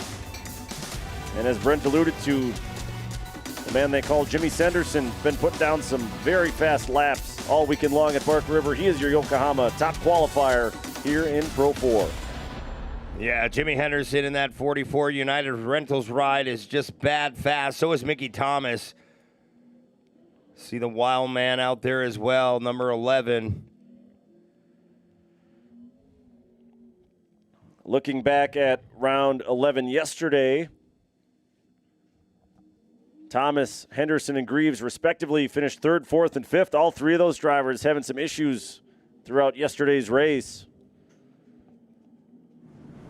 Thomas had to limp it across the line for his podium finish. Henderson and CJ both not able to go the distance. So maybe some scores to be settled there as well. Yeah, we'll have to wait and see. They're just getting a sight lap, getting ready to rock and roll. There's the Maxxis Tires Mystic Lube ride of Mickey Thomas. Well, before we fire these 4-wheel drive monsters here in Pro 4, let's check in trackside with Haley. Haley, what's up? Well, before that truck let go on the final lap, still resulting in a podium, by the way, for this guy on the screen right now, the number 88 of Mickey Thomas. It was actually the drive shaft to the front diff that let go. He wasn't exactly sure of what it was by the time of the podium yesterday, but after I stopped back there this morning, they told me that was what let go. But all back in running order today, all good. So Mickey Thomas, I really like the fire that he was driving with, guys, yesterday. That was extremely impressive. I bet he'll have more in the tank for this afternoon. Yeah, Mickey Thomas is definitely well put together this season. That new truck that the Matag crew has built, Chad Matag, Doug Matag, his dad really knows what he's doing behind the welding table. I'm telling you right now, he developed that truck in less than 4, or what did he do? He said 6 months to design, 60 days to build, which is that's unbelievable. Crazy. And it came out of the box pretty fast right away. I'm expecting big things out of these top 2. See our pace truck kind of hanging it out a little bit. It's a little bit slippery to start this Pro 4 race. 950 plus horsepower ready to be unleashed. Here we go. Great launch there by Mickey Thomas. And right away, CJ Greaves alongside Henderson. Henderson gives a little shove back to CJ. They're already playing fenders. Those two got into each other. Some pretty heavy contact in round 11. Johnny Greaves going a little bit wide in turn 2. He's going to get shuffled to the tail end of the field. Well, here comes CJ Greaves. He's trying not to make any contact with Henderson. Henderson has a better line. They're going to fly back to the cemetery corner. Thomas, Henderson, Greaves, your top 3. Wow, Yeah, look at the roost. CJ being really conservative there into cemetery turn. I think it's just really slippery. We knew the track was going to be challenging. They did move some dirt around before this race, but put down a lot of water. You can still see some blue groove here and there. Yeah, the track is going to definitely go away quick here with all four wheels digging in. Henderson just following the same line as Thomas.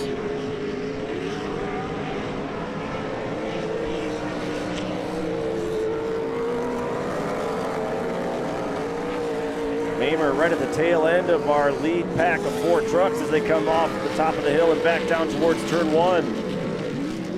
Man, look at the rotation. Look at the ruts down there in turn 1. It's Cole Mamer now starting to button up to CJ Greaves. Look at Greaves pass, give him a little love tap back, said, hey, I'll return the favor. Hey, look at, he did that in round 11 to Jimmy Henderson, taking him right out of that race line and shoved him into the K-rail. Yeah, it looked a lot like what we saw just a day ago here at Bark River. That lets Cole Mamer sneak up into second place. Oh, CJ over-rotates just a little bit. That's going to give Henderson a chance to slap him on the back. Henderson tried to get alongside, but maybe thought better of it. Then another big push from CJ. Henderson trying to drive across the blue groove along the bottom. Man, that grip has gone away. No traction on that blue groove. That's what that smoke was. Henderson just smoking the tires on that truck. Greaves, Henderson flying well over 160 feet off that hill. Here comes the wild man now trying to button up to Henderson. Man, another big push from CJ. He just cannot get that truck to rotate. Yeah, I don't know. That was really, that's a handful of times tricky for him. Handful of times we've seen that out of CJ. Adrian Cheney now trying to hunt down CJ Greaves. There's the wild man. And CJ's truck still will not turn, and then the wild man backs it into CJ right into his door. That was some heavy, heavy contact. I think it hurt CJ Greaves' truck right there. Well, I think his truck was already hurt. He just can't get that thing to turn. Well, he just added to it. So it'll be the 2 Greaves trucks at the tail end of the field. Back up front, it's the silent assassin, Mickey Thomas. Mamer, Henderson, and the wild man running 2, 3, and 4 in this one. There is Cole Mamer, number 35. Argonne lumber truck. Yeah, Cole Mamer, great to see him back. He was out west running desert races. He flew in, got here at like 9:30 in the morning yesterday and got in these Pro 4s. It's that brand new truck that him and Dustin Pence built. Hey, you want to talk about him being at a couple historic races? It was the 30th running of Vegas to Reno, which actually ran the other way this year. That's with Best in the Desert Series. Well, like you said, hopped on a flight to come here and race at Bark River's 50th anniversary. There's Mamer trying to find that cushion. There's about 8.5 minutes to go. This time by for Mickey Thomas, just bonsaiing off that little finger jump. I told you, Shane, if he gets out front, it's really hard to catch Mickey Thomas this year. Well, everyone's struggling there. Then I think the game really becomes how hard do you want to push? We've seen how treacherous this track is. It's taken out a whole bunch of tires through round 11 and round 12. You have to mitigate that risk at least a little bit. Thomas still pushing pretty hard though. Yeah, he will for a couple more laps at least before this halfway point.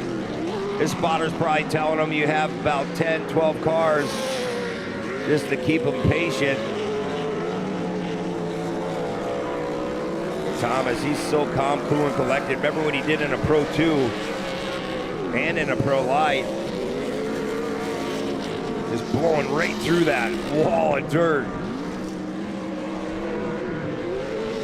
Yeah, it's going to be fun to watch just how far that cushion gets pushed out. Not that the Pro 4s necessarily rely on it, but they're going to move so much dirt on this racetrack by the time it's all done and dusted here in round 12.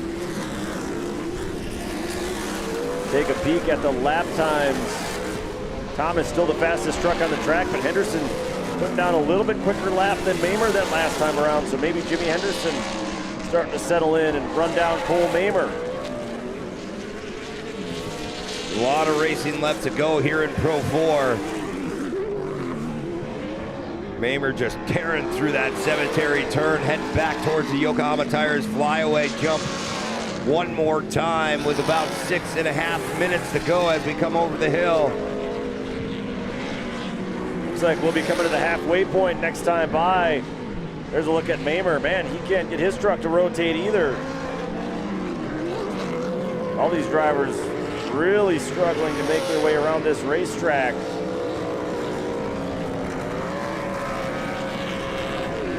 Mamer able to keep that interval in front of Jimmy Henderson though. They fly down the hill towards turn 1. Yeah, look at this track just getting all tore up. The United Rentals ride number 44. Jimmy Henderson just doing everything in his power to get back up towards the front.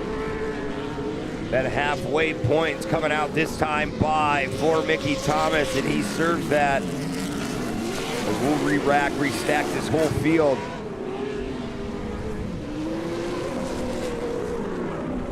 Well, Thomas was pretty consistently putting down the fastest lap times, Brent, but I do wonder, like I talked about early on in that one, how hard was he pushing the pace and how much were maybe Cole Mamer and Jimmy Henderson saving some for the second half? That's kind of the question that needs to be answered, I think. Yeah, it's such a mental game, right? If you're Mickey Thomas, you know you put on the heat in the first half, and then once you got that comfy lead, you just back off a tad. You don't give up a lot. You just make sure you make yourself conservative so you have something for that second half. And I'm sure Maber saved some stuff under his sleeve.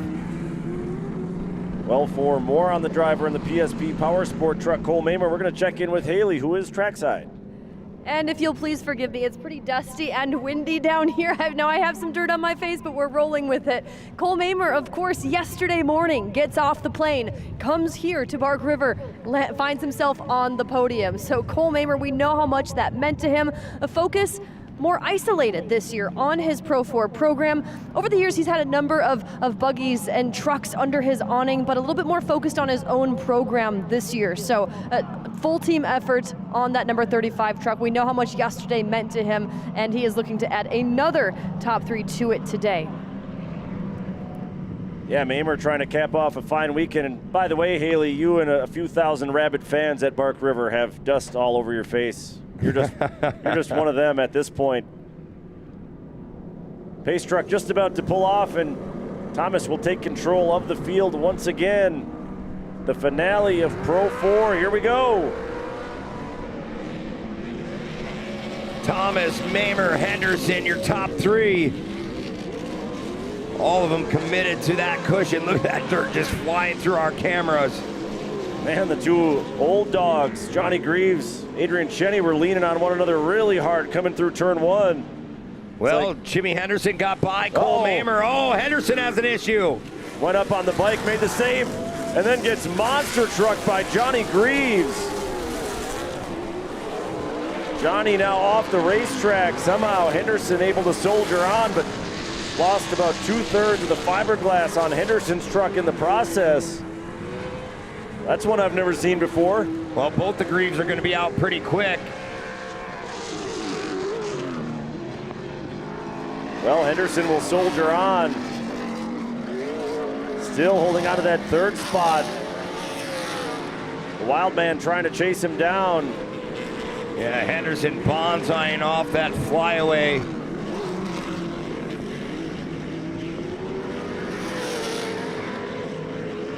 Thomas, just like that, stretching out that lead once again.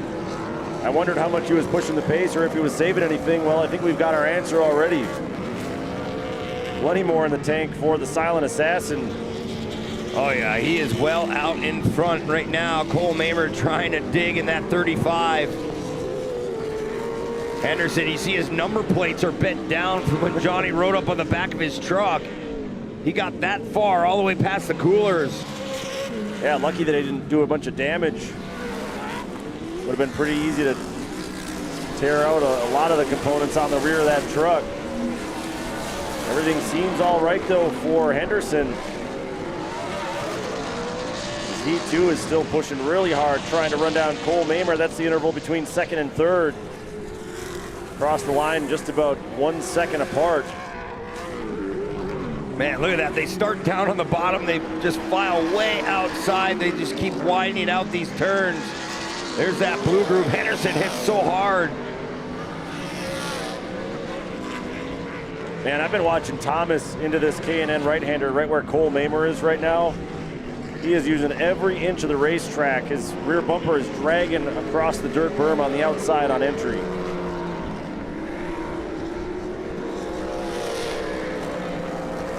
Henderson still trying to dig and find a little something extra. Trying in vain to keep up with Mamer. Henderson's trying everything, though. The track is just going away that much lap after lap. There's the 44 once again. Mamer's just been that quick. It's not like he was out on vacation. He was out in a different truck getting more seat time, so it's definitely paying off for Mamer. Yeah, he even said on the podium after round 11 that he had to unlearn some things that he picked up in the trophy truck. He basically got one shakedown lap before round 11, and that was it. Jumped in the truck, put it on the podium, and looks set to do the same here in round 12. Look at everybody just driving right across that blue groove.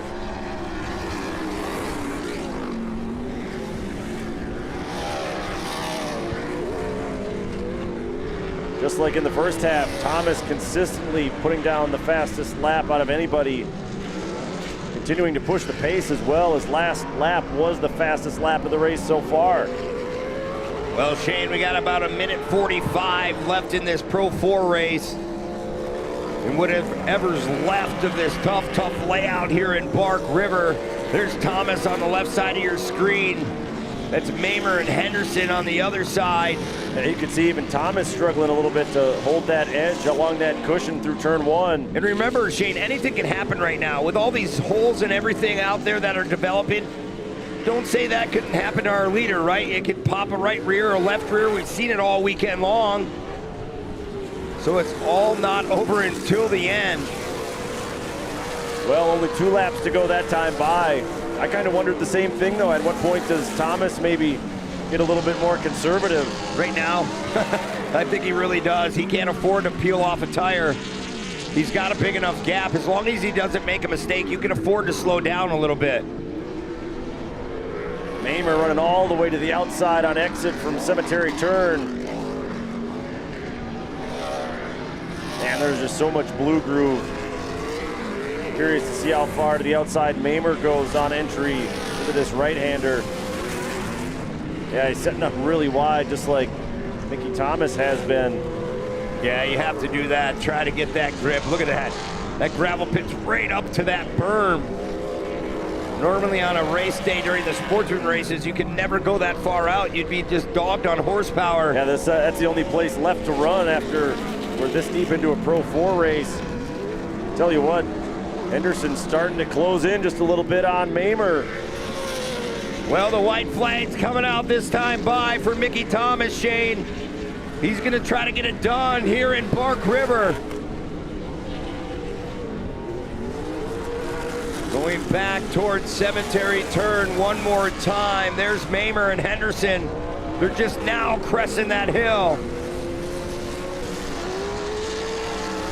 Yeah, in the front half of the racetrack, out front of the crowd, Henderson really did gain some ground on Mamer. Looks like he might have given some of that back, but Thomas not going down without a fight. You see the smoke rolling off those rear tires as he once again drives right across the blue groove.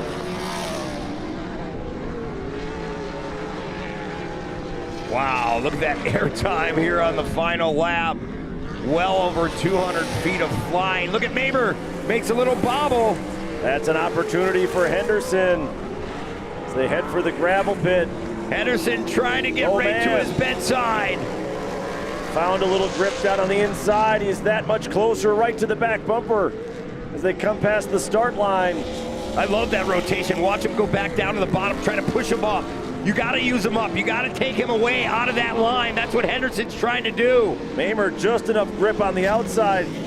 Meanwhile, the Silent Assassin is going to score another win here in 2026. Henderson has one more shot to move up around Mamer, but he's not going to get it done. Cole Mamer holds on for second. Boy, what a great battle for second. Henderson able to salvage a third place finish. Mickey Thomas caps off a fine weekend, third in round 11. Takes the number 1 spot here in round 12 at Bark River.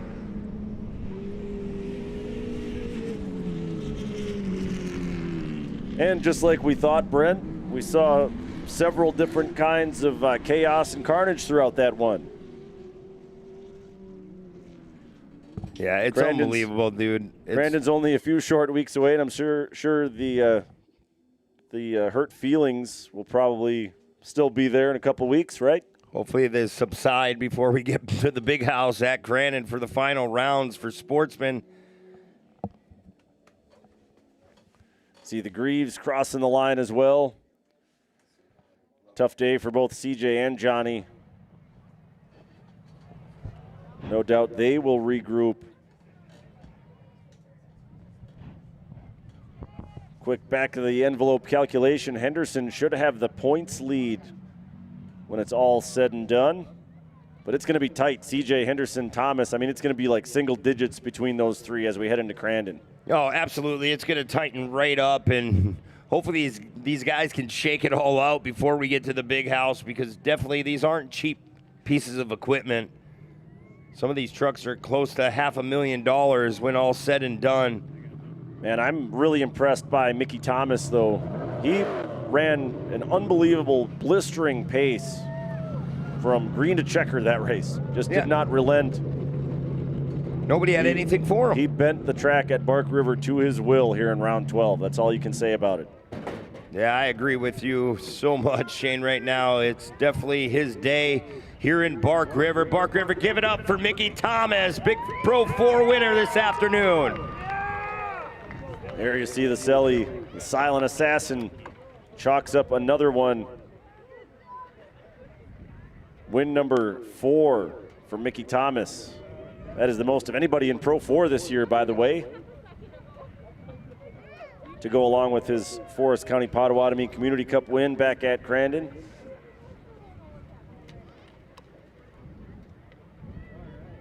Man, what a weekend it's been. Great crowd both days. And like I said, no fans more passionate than the ones right here at Bark River.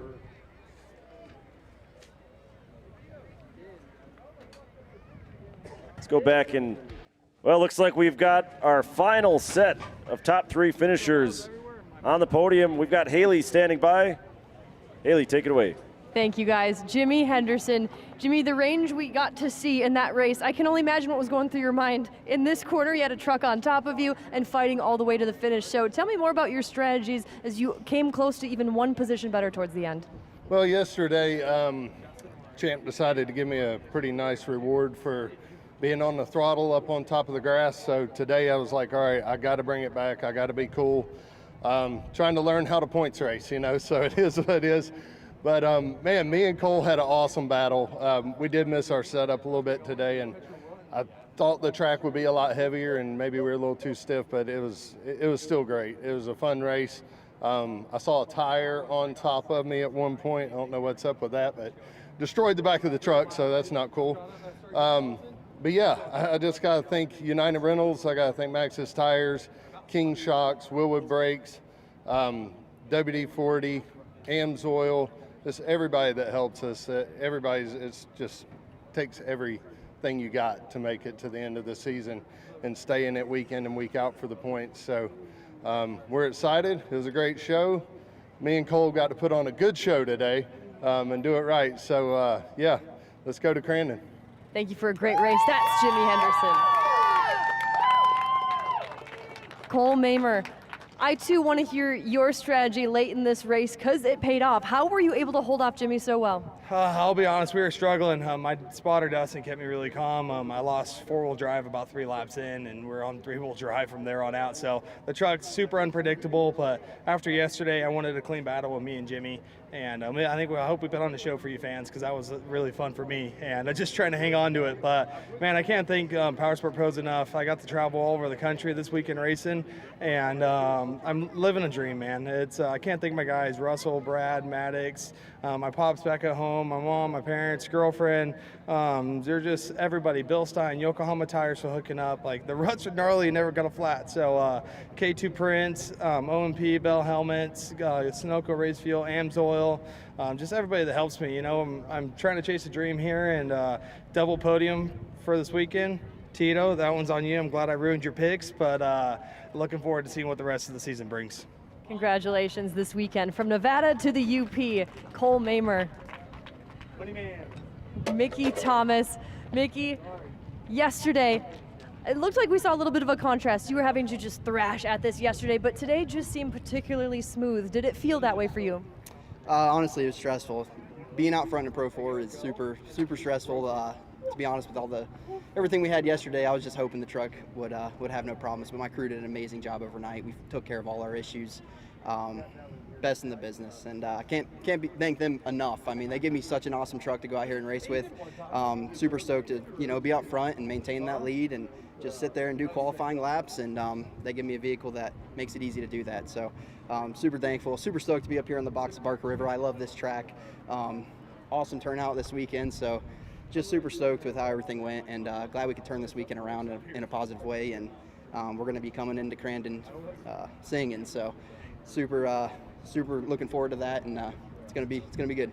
Great work this weekend, thoroughly in that championship fight, the most wins of this class this season. That is Mickey Thomas, and this has been Pro 4. Thank you very much, Haley. We want to welcome you back up to the booth one final time here this weekend. 50 years they've been coming here to Bark River to race off-road, and I'm telling you, I remember back in the day they went to town and came back. Now it's right here. We had a great crowd on hand, and I had fun, Shane. Yeah, I think that's the best way to sum it up. What a fun weekend it was. Sportsman racing, pro racing, both gave us all kinds of different kinds of chaos, different kinds of fun, several first-time winners, both on the pro and sportsman side. Saw lots of emotion from the drivers on the podium. That's what we love to see. As far as Bark River, the track itself, it's been an awesome 50 years. Here's to 50 more. I hope to be here for all of them. Yeah, absolutely. It's been a blast here at Bark River. But for Nolan Castellian, Haley Shanley, Shane Stetsny, I'm Brent Smith. Thanks for watching AMSOIL Championship Off-Road, presented by Brunt. Good night, everyone.